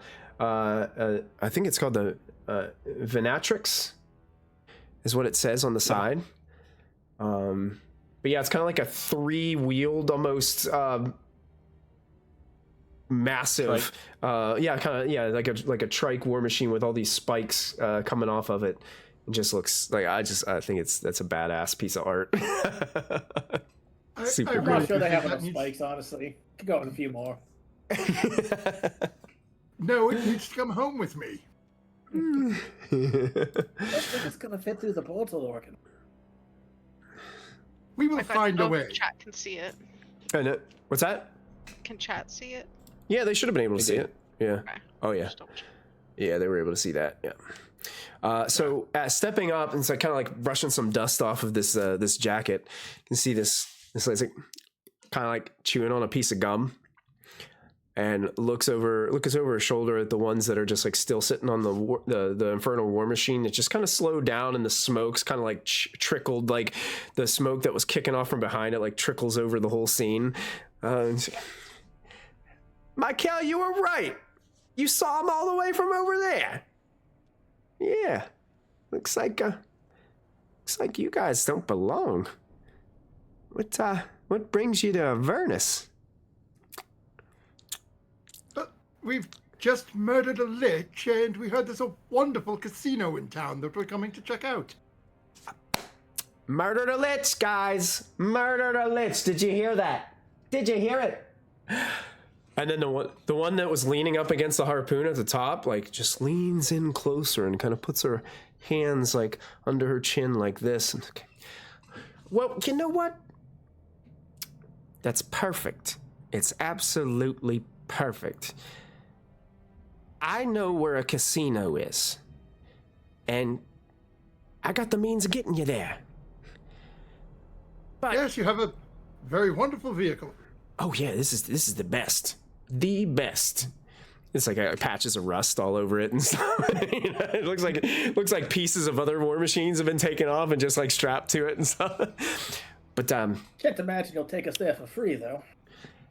yeah, you know, I'm glad you brought that up. You know, you see, we've got a little issue that we're trying to deal with, and we were looking to recruit some folks to help us out with it.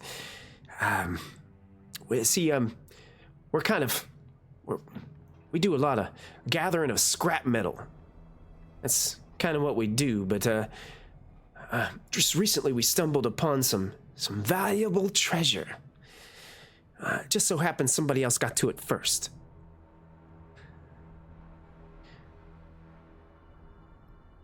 Well, and who got to it first?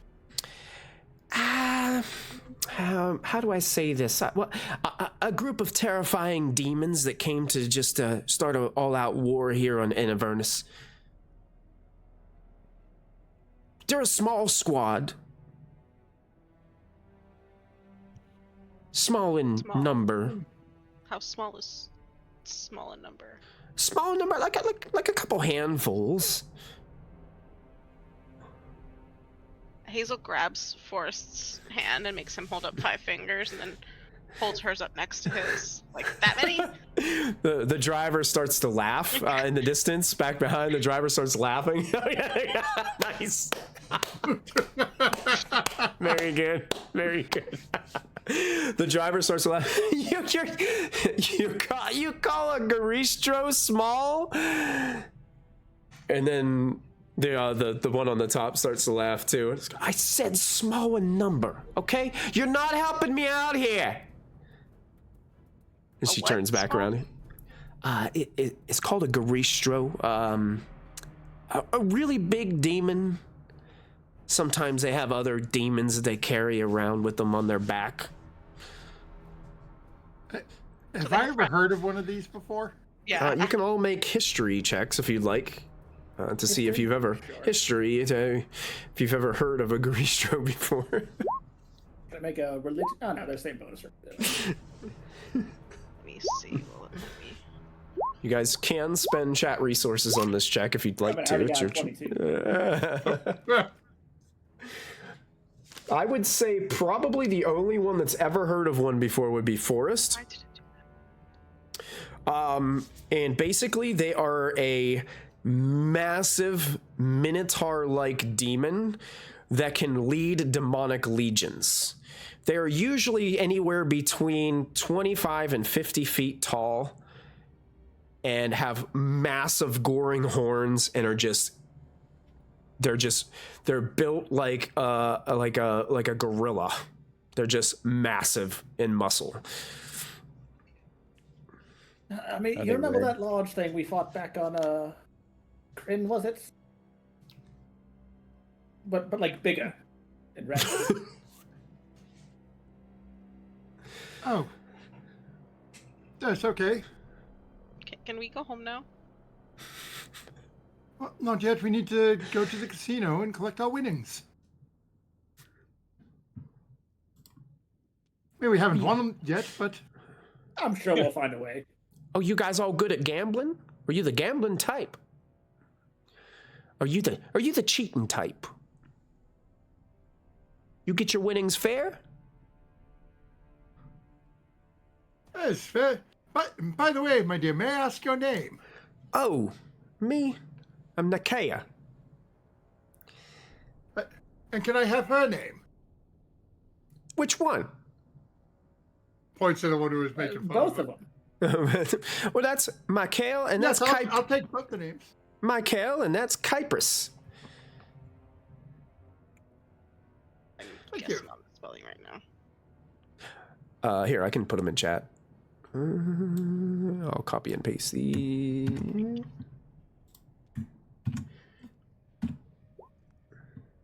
So what I'm hearing you say is if we help you kill this monkey thing, then you will guarantee us safe passage in your vehicle to the casino. Absolutely. Of course. Yeah, but the one thing that we really need you guys to work on is you guys gotta deal with the Garistro while we fly up to its back and get rid of the demons on the back and then get the treasure from it. So if you guys can focus on the Garistro, we can take care of the rest. Wouldn't be the first time I've put a few demons down. Seems like it's for a good cause, and it'll get us to this casino we're looking for. How? Killing a few demons is hardly ever a bad cause. Hazel looks at Nikea. How far from where we'll be going to help you with this, if we go with you to help with this, is the casino we're looking for? Well, it's actually kind of on the way, so it's not that big of a deal. It's not going out of your way. See, the way Avernus is sometimes it's a long time, sometimes it's not so long. The landscape's always changing. Just really weird. We're just kind of used. Yeah, we're just kind of used to it, you know. Hazel's just gonna insight check her just to make sure we're Sure. not being let into a trap or something like that. Sure. Kior is also is listening to this, is going to. Oh, 31. She's being Only honest that's with you. one of the insights tonight. Yeah, no, she's definitely being honest with you, which is, you know, strange coming from a person here on Avernus, but you can tell, like, they are seizing an opportunity here because they feel like they need help to get what they want, but they are not lying about, you don't sense any lying about getting you to where you need to go. Devils are known for keeping their words. As long as it Demons suits you their can't mood. trust.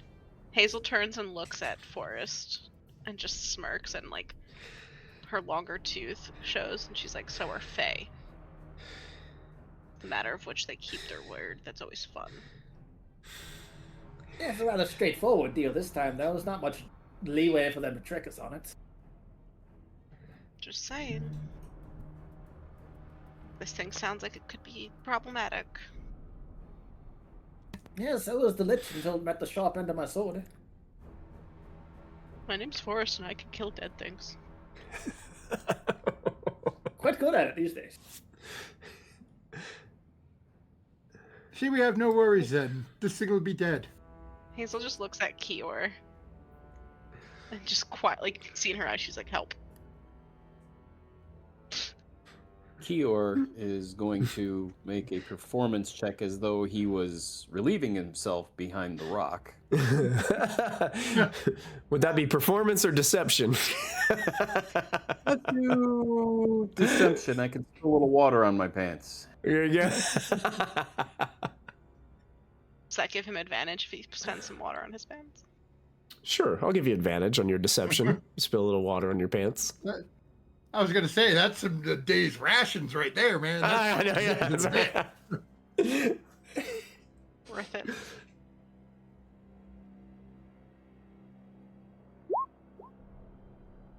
What's everybody's passive insights? More than that. More than that?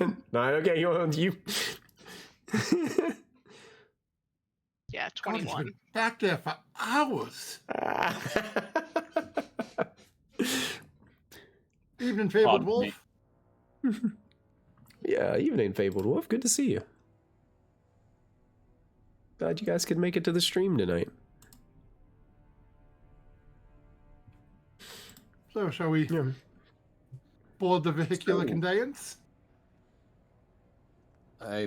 Back there, I kind of caught the conversation, so you need some help, I see. Oh, yeah, And I yeah. look back- Go ahead, keep going. And I look back at Brittany's character and look for any kind of sign of what she might be wanting to do. If she shrugs, I will play along. Hazel's just making sure someone's watching everything up because Mhm.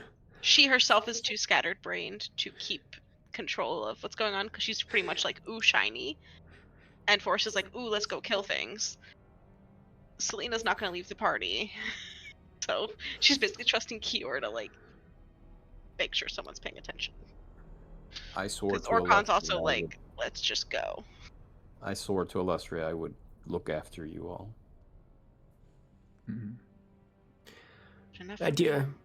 Do y'all got any, do you got eye protection? Hazel pulls down her goggles that are night vision goggles. Oh, yeah, you came prepared. Gestures to the helm that Orcon's wearing that's got the goggles on it. Oh, yes. Look at this. See, I knew that we found the right people. We found the right group. Man, Probably would have borrowed basic that goggles armor looks from- awful hot. Are you okay? Starting to get a little bit uncomfortable, yeah, honestly. It's been an adjustment period. Michael on the back of the that's up in the. I give him about 15 minutes. He's gonna want to change. It's- You just won't want to be anywhere nearby when I take this armor off. Trust me. Oh. And I'll take your money. He complained about it the minute we got here. It didn't even take 15 minutes. Well, you know what? We got plenty of room on the Venatrix for all of you. If any of you want to, I don't know. There's plenty of room down by behind the driver. We got some room up top too. We got some weapons on there just in case we need it. Which I we will definitely always pick need up it. by there. You can see the front of this thing actually has some strange looking mechanical. It looks to be like a humanoid torso that sticks out kind of on the front, and it has this like metal crank that comes out of the back of it. And she's saying, "Yeah, that's the whaler." You start cranking that thing, and that thing starts screaming out. To what benefit? Rattles the brain.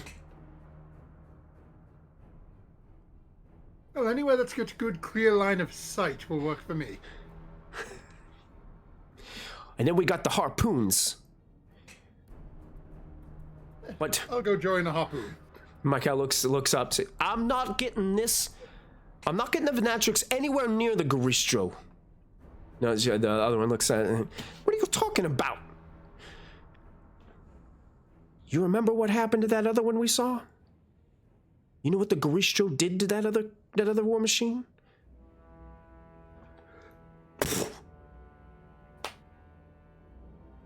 Swatted Insight it. check. Go ahead, yeah, you can insight check it. While they're telling this story, Hazel's gonna just put her hand on the back of like Forrest's neck, and because I never use these things, I'll use the cantrip elementalism to beckon water that sprays cool mist onto like the back of his neck. It hits, immediately starts to Oh, bubble and God. hiss.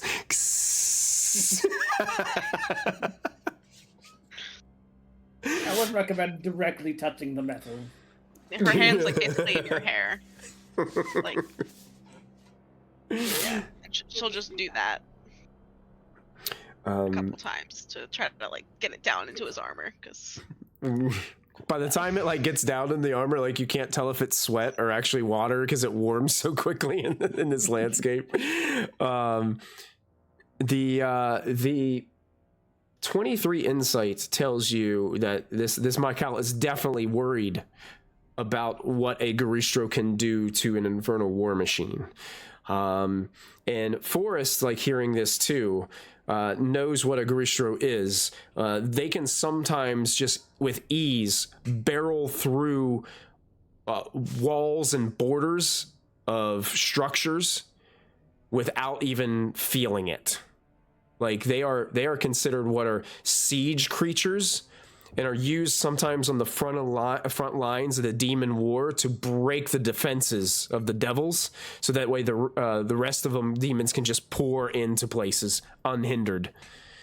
A Garistro could absolutely squash a infernal war machine with probably a relative ease, or punt it across the landscape several thousands of yards. Are they Hit it with my sword.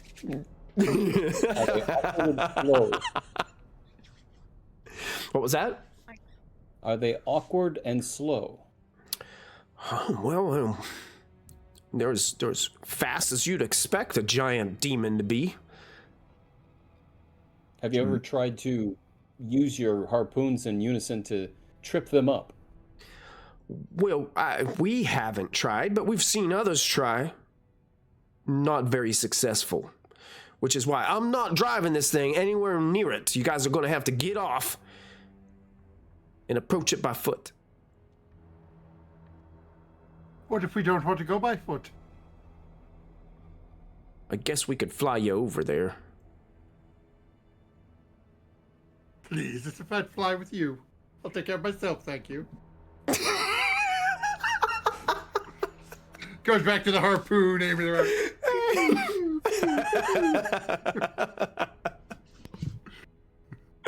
Very nice. I was thinking of AT-ATs at that point. The minute you said you're it, thinking like I a heard four-legged thing. They're more Minotaur-like. They're Yeah, but still, you wrap up a two-legged thing enough, you can do it.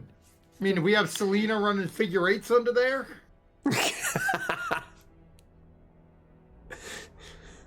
50-foot tall thing. Awesome. She can do that as long as she doesn't get punted. You guys are all gathered on the Venatrix. You guys are starting to kind of get comfortable up there.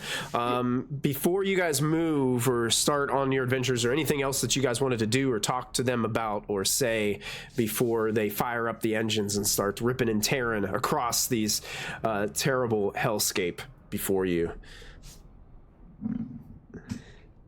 So is there anywhere, like, is there I don't know what to call it. Is there like a railing up near the front of this thing that I can go up and be like towards that front wheel? I don't think there was space up there on the... Well, there was a spot on the front that you could stand to kind of like crank that wailing, the humanoid torso on the front. Yeah. So yeah, I would say there would be. It's not in the actual art because I don't think the art. I don't think it's like an exact. It doesn't look exactly like, because when it describes it in the book, it also has that on the front. So I would say there's a place for you to stand where you could kind of crank that. So yeah. Probably I'd even still like a be able little to see seat what's up there that has like a torn seat belt that might or might not actually buckle. Well, I'm not worried about the buckling. I just want to make sure that I'm up front so I can see this thing from, a good 400 or 500 feet away. Okay, yeah. Hazel would be with Orcon. Similar vibes if I want to be up front too. Okay, probably only two of you could fit on that platform. That would probably be all that could fit on the front. Once we're within 600 feet of this thing, I'd like to be able to know that. That'll be important for me because that's my farthest range. Okay. Me too! That's exactly my thought from being up front. Oh, we're still 500 feet away? Bang, bang, bang, bang, bang. It just started. Then maybe the two of them should be up front. Maybe the two of them should be up front because I don't have that big of a range. So I'll go somewhere else. Let Kior be up front. Okay. They like the devils kind of see you doing this, like you getting like your weapons ready and stuff like that. You know, the whole point of this is so we can get close enough to where we can get up on the Gristro's back too, you know. If you startle it too much, we won't have a chance to get up there, and then we'll have to deal with the Gristro too. That wasn't part of this deal. Well, it was absolutely part of the deal. You put us in harm's way. You didn't even want to get near it. How are you going to get on its back if you're not near it? Well, we sure got a better chance if we get closer without somebody putting a bunch of arrows in its back from way downtown. Well, we got a better chance of wearing it down.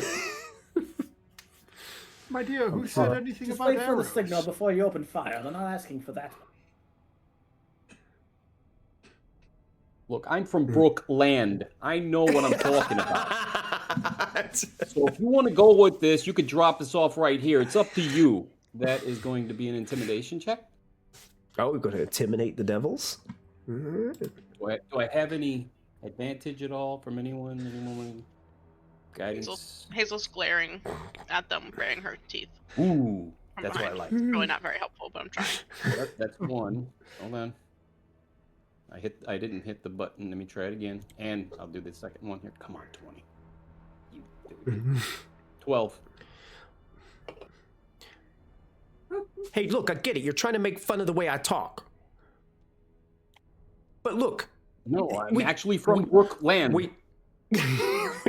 We gotta get close. You know, that treasure is going to help us as a means to get you to the casino.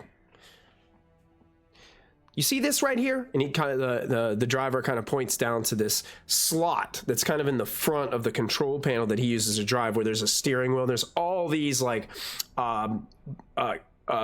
raw bars and stuff, these and pedals down below and stuff. And he like looks at these.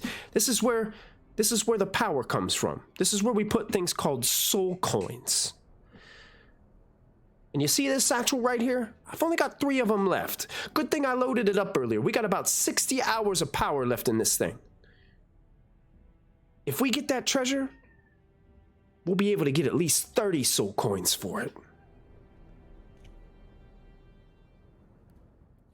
Sounds rather valuable. I can help protect you as you are piloting this vehicle once we get close, if that's what you're worried about. I'm not worried about me. I'm worried about you guys taking care of that Gristro. He kind of reels back like, you're not worried about you. Why don't I believe that?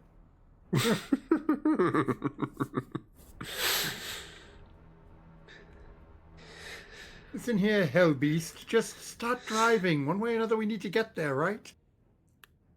You better buckle your seatbelts. Slaps on the goggles.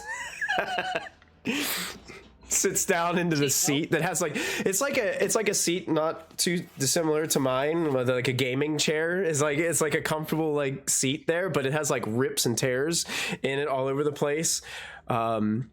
And sits down, straps a seatbelt, but the buckle doesn't completely like snap in. It's just like, and it starts like working the controls, and it's this war machine just like rips and tears on the motor, just like fires up. You can hear it like rumble. The whole thing shakes and jostles. You can hear some clanging happening as some of the pieces like are rattling. One of the pieces of metal on the side actually falls off and just like lays down on the ground as they start like ripping off down the barren landscape. Smoke and dust just pouring out of the back of this thing as it just starts ripping down the ashen field that's going across. Terrible hot wind kind of just brushing by you guys as you guys are flying through there, especially for Hazel and Orcon, since you guys are on the very front.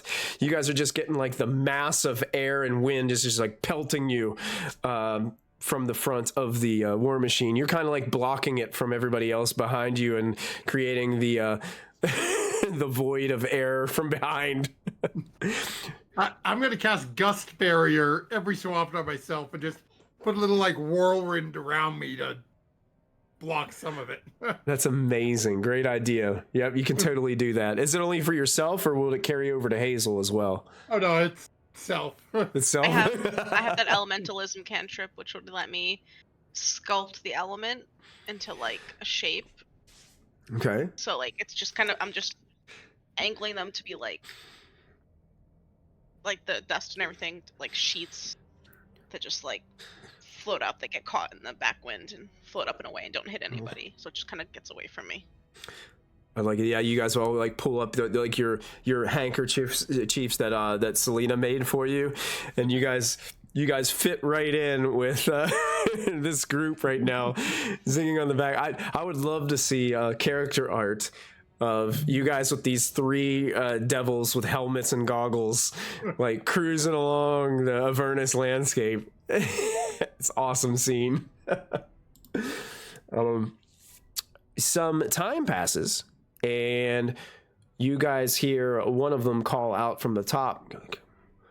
Yeah, I could see some footprints in the dirt. Looks like we're getting closer. Kind of shouting out as you guys are just traveling over the landscape there. Eventually, as you guys are keeping lookout in the front, you do see in the distance a hulking mass that seems to be just slowly and slowly coming closer and closer and closer as the war machine continues on its path. It starts out as like a silhouetted mass. Looks like, oh, maybe it's a small person way off in the distance. But as it continues to get closer and closer, that silhouette grows and grows and grows. And you can see that there are these, it's facing away from you, but you can definitely tell it has two massive horns on the side. And Forrest, immediately you recognize this was what you've been imagining in your mind since they first said Garistro. One thing that you didn't expect, though, is you see that there are two other figures that seem to be like flying around it like insects or bats as you're starting to get a little bit closer. Got a few friends. Those aren't our problem. We just have to deal with the big one. It could be soon our problem. Yeah, I've got an idea. Big one, actually. If we get lucky, we might just win right away.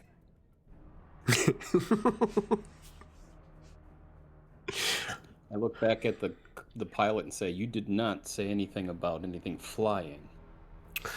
Well, did they do have friends? I mean, it just comes with the package, you know? As promised, I'm gonna protect him by casting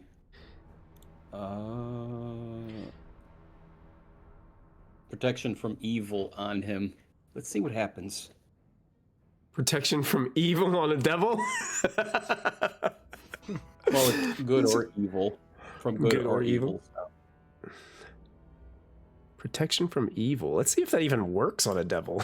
Well, it's protection from good and evil, or evil and good, so it works both ways. Evil and good. Protection from evil and good. That's interesting. I don't know. Look at it just to see. I don't know what they I don't know what the verbiage of the new spells are. So it's concentration 10 minutes until the spell ends. One willing creature you touch is protected against creatures that are aberration celestials. Grants several benefits. So it's just protecting them against certain creature types. Okay. Right. Yeah. It'll give him some protection while he works the ship so that he doesn't have to worry about incoming stuff, or at least have advantage. Hey, you know what? I really appreciate that, you know? Just remember that when I need help. And I pull my bow. Okay, you got it. And yeah, you guys are getting closer and closer and closer. And actually, one of them heard Forrest say that. Hey, thank you for the subscription. Hey, Thanks, Vol Pirate. Vol Pirate. Thanks, Dan. Thank you, Dan. We appreciate that. As you're driving, one of the devils heard you say that, forcing. Yeah, look at this guy. He's got all the confidence in the world.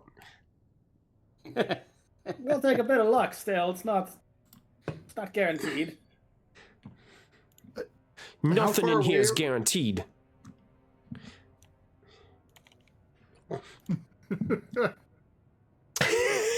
It may very well be, Rain Man. It may be. Hey, Raymond, thank you for the follow. We appreciate that. How far away are we from this thing? I would say you're probably about at the 600 feet mark. If that's going to Gotta be trigger within anybody. 30 feet of it from my plan, so 30 feet? right up in its face. It'd be right all up in its Okay, grill. How fast is this vehicle moving? Oh, good question. This vehicle does have a character sheet. Let me see how fast it is. Oh, I think I can find it in the book right here. Let me see. 'Cause, like, I know what Orcon wants to do, but like player Matthew is like, if I trigger it at 600 feet and this thing's moving 60 feet a turn, it's going to take like 10 turns for Michael to get up and get into the fight.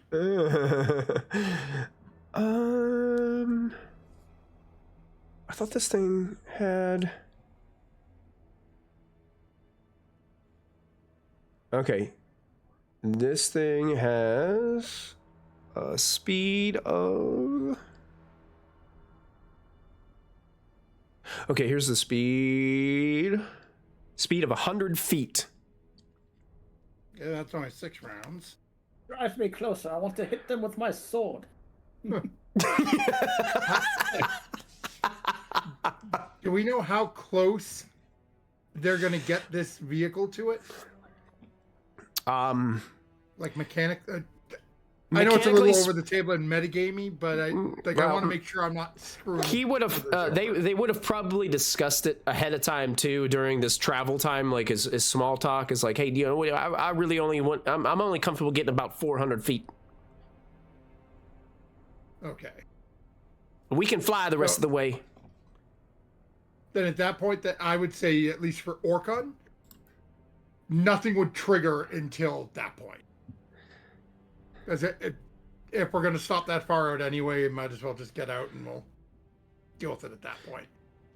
They also feel like they can not so necessarily like sneak up behind it, but maybe not startle it so much if they stop before they get any closer than that. Right. One thing they did tell you guys is, you know, they're really strong, they're really mean, they're really powerful, but they might not be the smartest. Yeah. So, do we just attack and let it start coming our way? Once And I'm on the if ground, yes. Don't. And if I need to jump off of this, it's going to be a little more awkward. Well, yes, they just stopped. We're disembarking. Yeah, you guys are about 400 feet away. They stopped the vehicle, shut it off, and they're getting out and ready, and it looks like they're getting ready to fly up onto its back. And you can guys, from now, you can see there is something on its back, and it looks like there's like a little camp on its back, and other little creatures like on the back of and the shoulders of this massive creature. Oh. Well, that's going to change my thoughts. There's also these two, like I said, like bird almost. They almost look like vultures, but sick looking vultures. They have like more like bat wings than actual like bird wings, but they're flapping kind of around it like flies. So they're just flying around cattle.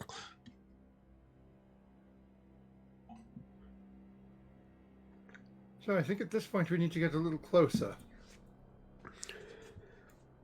I might be able to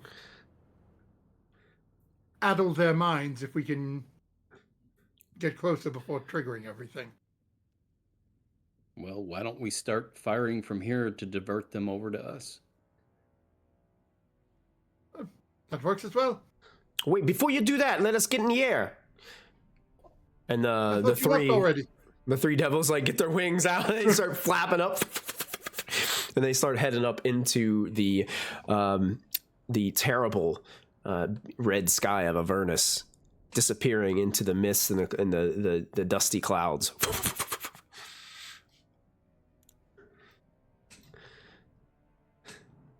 Orcon's walking like 40, 50 feet away, sort of like circling around, keeping the same distance away from it, but getting a little ways away from the trike. Okay, sure. No, I'm just walking straight at him. Just walking straight? And I'm just holding an Eldritch Blast waiting for Kior to loose his arrow. I'm going to use a hunter's mark on him. What's the range on Hunter's Mark? It is spells. Oh, Hunter's Mark, I think can. That's only 9. Oh, it is 90. Oh, it's 90 feet, so I have to wait. Okay, never mind. I have to wait until I'm 90 feet from it.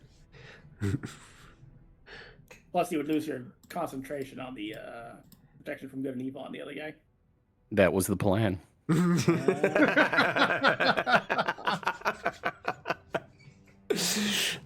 Fair enough. What's Hazel doing? Hazel is approaching with her friends and is trying to decide. You guys can literally see her kind of looking at her own empty hand as if like, what can I do by myself? And in the other hand, she has the Wand of Wonder, wondering if it's worth using. She's been very careful at using it, but if none of her friends are in the way, she's kind of tempted. And do it. Selena's probably, is keeping pace and is probably has Whispered Flame on, even though we're in the house, but like it's what she's got. But she has both that and the scimitar kind of ready to go. Okay, sure. And Hazel will look at her friends and just be like, I think I might want you guys to stay out of the way for just a moment before you get in front of me. And she seems to have settled on the Wand of Wonder. She's waiting till because you don't know what's going to happen with it, so she has to wait till she's within a decent range of options. Okay. No problem. So you're holding on to the Wand of Wonder, but you're not doing anything with it yet. Not just yet. I'm waiting for something to kick this off. Okay.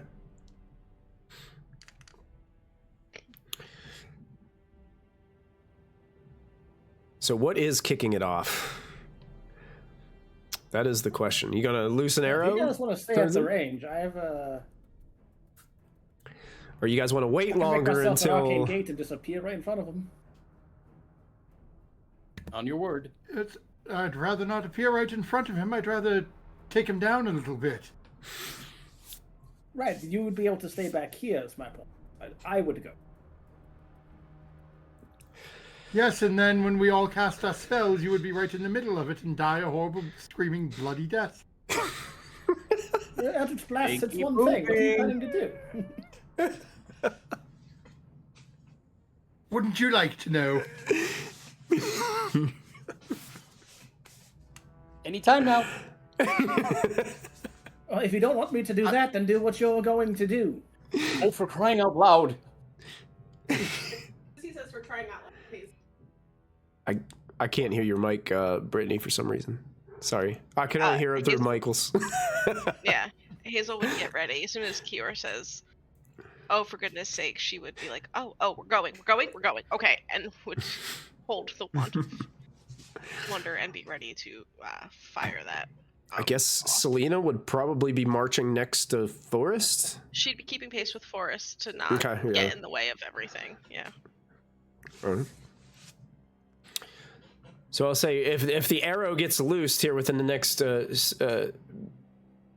couple of seconds, Forrest would have probably about 50 feet ahead, since he's been marching this entire time, shouting back and forth to Orcon as Orcon was walking the other way around. Seeing him start to walk ahead and Kior do it, bonus action, I am going to very lightly give Kior a shove and try to startle him to loosen the arrow.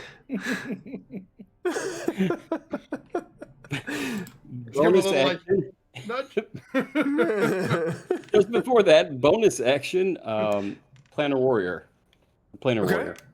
You got it. Are you letting the arrow go? Absolutely. All right, go ahead. I'll let you go ahead and just fire this arrow off. But then after that, we're going to be in a combat. And I have a map. Hey, we've got a raid. Oh, Orfeo McCoy. Thank you so I cannot much. figure out how to word that. I think that's how to say it, but I might have butchered it. I'm sorry. I am not very good when it comes to names and pronouncing Thank you, anything. Orfeo. Thank you, never say dice. Welcome. Yeah, thank you guys. Appreciate that. So are we dragging onto this map to roll initiative? Or? You know what? I'm going to bring you over to now. You're not going to be where you are because of the way you got. Oh no, this is the wrong. That's the wrong map. That was just in case you did get into a fight. Yeah, there was a chance you guys could have started a fight there, so I had to be prepared.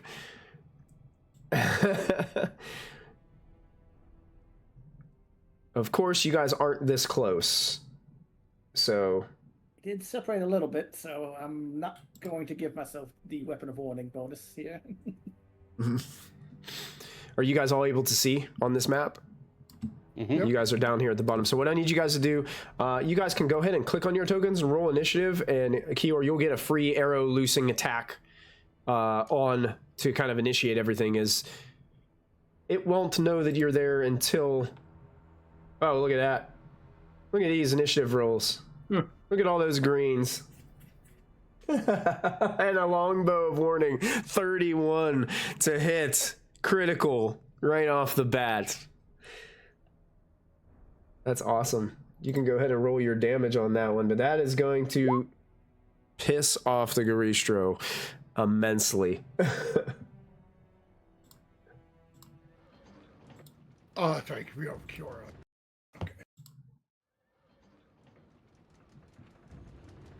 And double up my planar warrior for 4d8.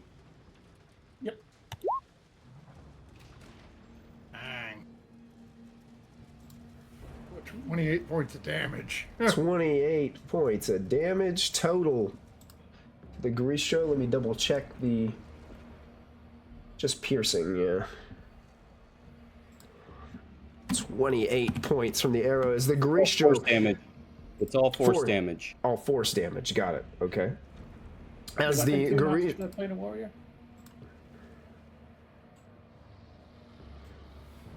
Say that Does again. it... Well, the weapon still does piercing damage, right? No, it all turns into force damage. Oh, nice. All turns into force. Hey, thank you for the follow. We appreciate that. So as the arrow hits the back of the Garistro, you hear this terrible roar as the Garistro just snaps around. Its beaming red eyes kind of looking at you. I will, I do have a... Basically, I can just zoom in on the token, but this is what the Garistro looks like. Massive hulking creature. Turned around. Get him, Forrest. But these things that are flying around it, they look like this. Demon crows. Demon crows. Anorexic Skeksis. So I'm gonna go ahead and I'm gonna do group initiative, add them as well, to get them in the mix, and we'll go ahead and We got Kiora on the tracker. yeah, Kior's not on the tracker. Why is he not on the tracker? I'm sorry, I was too busy rolling 20s. Yeah. Everyone did roll at initiative, or advantage on their initiative, right? No, because some of us are out of your range. All right. Did you click on your token when you rolled that, Tony? It's all right. I'll add you to it. I'll go ahead and add a turn, and we'll type in that's a 16. Yes. And then we'll put them in a new order. Absolutely. Let's see if I have any ties. Selena's already ahead on the tie there. Okay. There's our initiative order. So, Forrest, the Garistro just screamed out. You were still like 350 feet away when this happened. The rocks that are flying around him Yes. How far apart would you say? As far as they are on the map. So it's 5, 10, 15, 20. They're about 20 feet apart. Okay. About 25 feet in the air. Alright, so from where I am... yeah, I think I am going to go ahead and use my...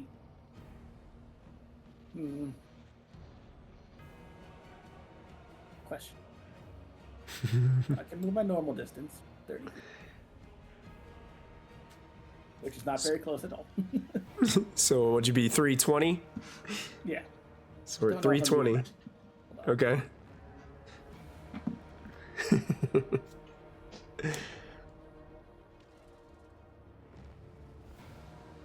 Yeah, I think as an action, I'm going to cast Arcane Gate, Okay.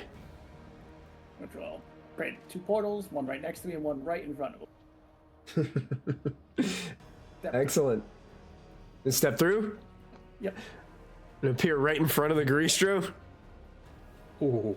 Then as a bonus action, I'm going to shout something in Celestial and cast Divine Word through the sword.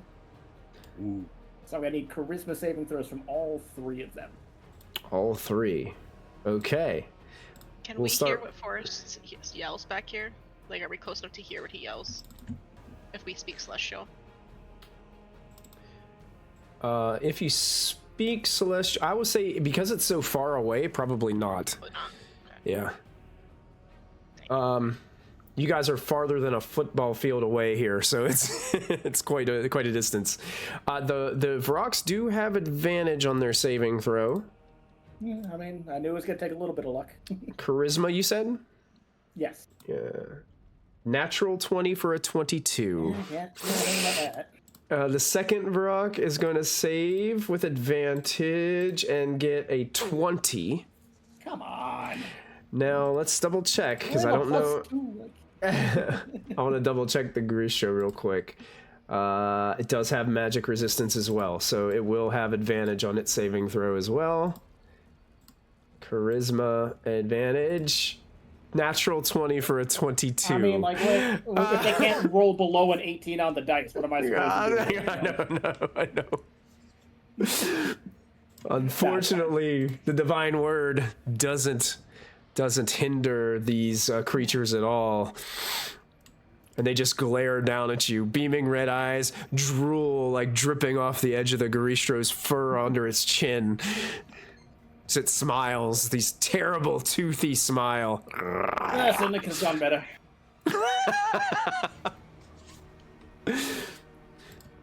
Question, just for logistics. Is that arcane gate still there? How long does that arcane gate last? As long as I maintain concentration. I believe it's still Alright, there good. as long as he continues to concentrate. Technically, so did you say you used your movement and then did Arcane Gate, or did just did Arcane Gate? Because technically you still have your movement, No, I'm good. so you can move right back through the Arcane Gate. No, it takes a bonus action to reverse the direction Oh, it does. Okay, got it. one way. Oh yeah, there it is. Yeah, the last line.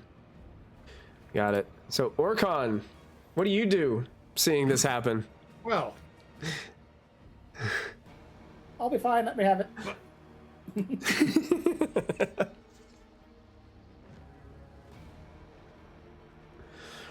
you know what? We're gonna let fate decide. Okay. Sorry for what's about to happen to you, Forrest. Hey. Give me a second. I gotta jump back over to my other screen now. I can double check the range. I don't know if the range even matters really. Does range matter for using Wish to recreate another spell? You would still use the range of the spell you're casting in the end. Okay. Yeah, whatever the range of the spell would be would probably be what it is, yeah. Okay. That only has 150-foot range. I got to get closer. Okay, so how far away is Forest Portal from where we all are? I know I'd start to walk away. It's right beside Selena, so you would be probably about 50 feet away from his portal. Okay. So I'm going to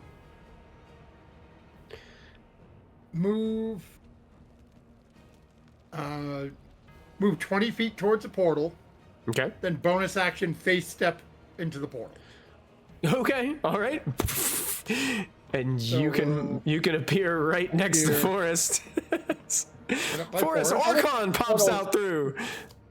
I would say the portal's probably like one step behind me, and I step through it forward towards it.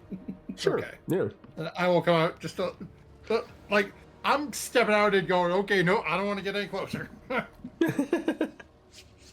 And then, okay, being here, they said they're not too smart, right? They did tell you that. Double cell. Oh, okay. I'm not 100% sure if they were being honest with you or not, because no one insight checked that. I mean, if they're it doesn't matter what their bonus is. Okay, so I'm going to pick a point up in the air, up at this demon's head.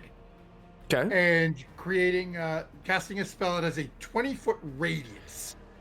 So Okay. basically, I want to hit his head, these two flying things.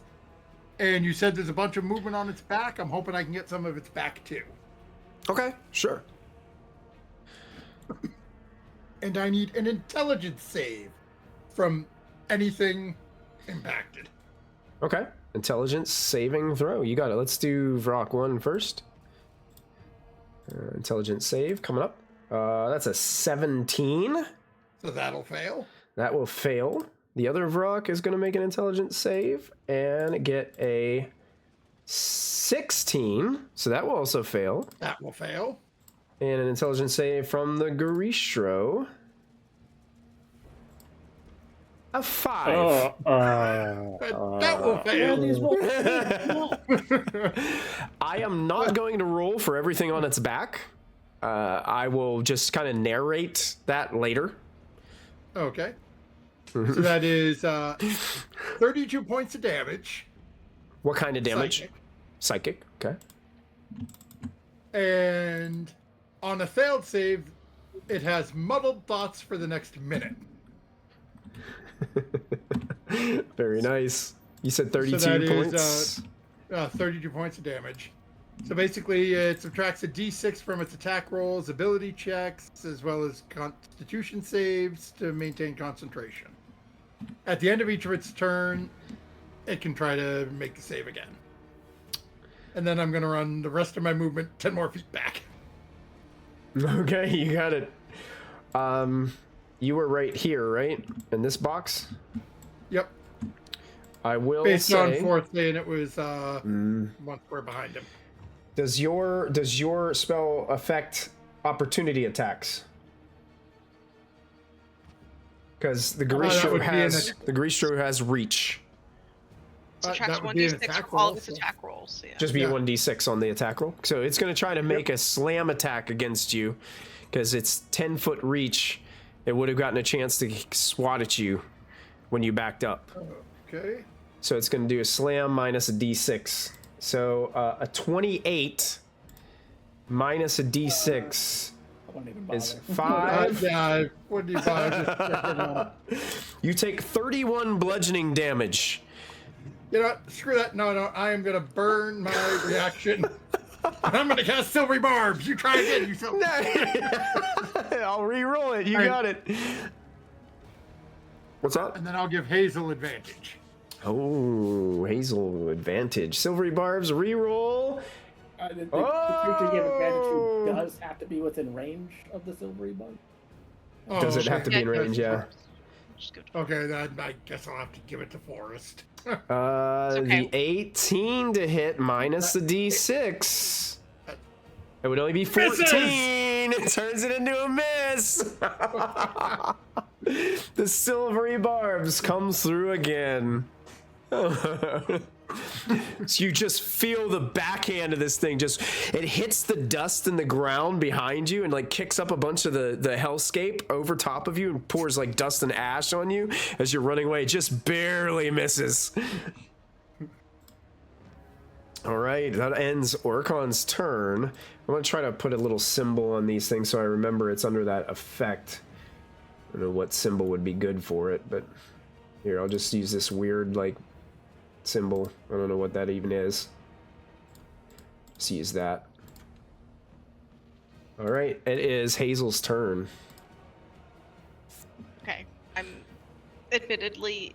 So we're how far from this thing now, or I'm how far? You're the about squares aren't quite 300 and 350 feet away. But you're closer to the portal because you were right behind Forrest. Yeah, you could use your movement to get to the portal and dive in it. I didn't want to get that close to the dang thing. Neither did I, but Forrest. Nobody does, except for Forrest. You wouldn't tell me what you were gonna do. I held out the wand and you ran in front of me. I've never used the wand because you're all always in front of me. Hey, Use it anyway. Hey, use it anyway. Use it. No, Do it. you're both there. You're both there. Yeah. Come through, then use it. God, I'm so annoyed. Oh, Hazel the power of the Wand of Wonder. Hazel will run back through the portal and end up right behind Forrest. Yep, that's where the portal comes out. Mm-hmm. And we'll just go, I didn't want to get this close.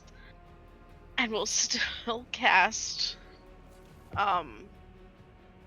Earthbind on the Garistro because he has Earthbind on his saves. Excellent. What saving throw is Earthbind? Is it Strength or Constitution? Strength. Which I'm not thrilled about, but he has a minus D6, so. He does have advantage, and then minus a D6. So here's what we got. A 28. Yeah. Minus 6. That would bring it down to 22. No. Still makes it. So what does Earthbind look like on the hellish landscape of Avernus? It's literally colors that don't belong in this landscape, like shoots of like green and blue, like more natural colors, that not all this red come up and try to wrap around it, but then when it busts out, it doesn't. The Garistro just like some of it does like consume around like one of its bottom legs, but it's just so strong it just pulls up and the earth and rock and ash just break apart. It's just not enough to be able to contain it. And Hazel just curses in Sylvan, like the worst curses Orcon's ever heard come out of her mouth. Because she's so mad about this. Because she literally said, I don't get, like, she keeps telling everyone, let me try something, and everyone keeps going in front, so she's just getting frustrated. And she'll step to the side so that someone can come through the portal. And that's okay. And no. Because there is a chance that we could have Selena Shannon back next week, and we are right at 10 o'clock. I think this is a good time to end this episode of Vecna, Eve of Ruin. Because if she does come back next week, I want her to get a chance to take her turn and do what she wants to do. Other than yell at us for picking a fight with a giant a giant demon. I left you guys alone for a few weeks, and now you're fighting giant demons. Demons. Well done, everybody. Well done. That was a great start to our journey into Avernus so far. Well, I'm just going to go ahead and advance the turn order to Selena, so I remember that it is her turn first for next time when we gather. Fun game, guys. You guys are level 17. And you guys are on your way to finding the last rod piece of the Rod of Seven Parts. Legendary artifact. So cool. Well, thank you guys so much for the raids, all of the follows, and all the subscriptions tonight. Chat's been awesome. As always, you guys are incredible. Is there anything else that we needed to shout out? I know we will be back on Friday for Phandelver and Below, the Shattered Obelisk this week. I'm not 100% sure what... I think Wild Beyond the Witchlight may be off for at least a couple of weeks until they decide exactly what they are doing.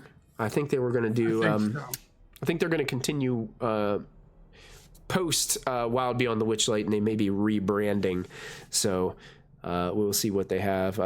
If you are not a member of our Discord, you can type in ! Discord in our Twitch chat and get a link there where you can join us on Discord, and there you can find all of our schedules and other information about what's going on the channel and in our individual streams. Hang out with us and share some cool insights about the characters and everything that's going on. So it's a lot of fun.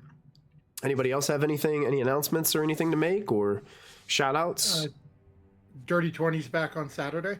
Oh, yeah, that's right. I almost forgot. Yeah, Dirty 20 will be back on Saturday at 4 p.m. Eastern Time. So join us for that.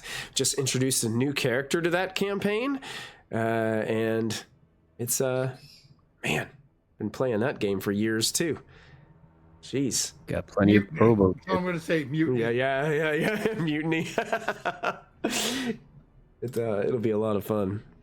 But anyway, for those of you that were watching us on YouTube, thanks for watching the episode. We'll have a new one for you here soon. Don't forget to add your proficiency bonus. We'll see you all soon.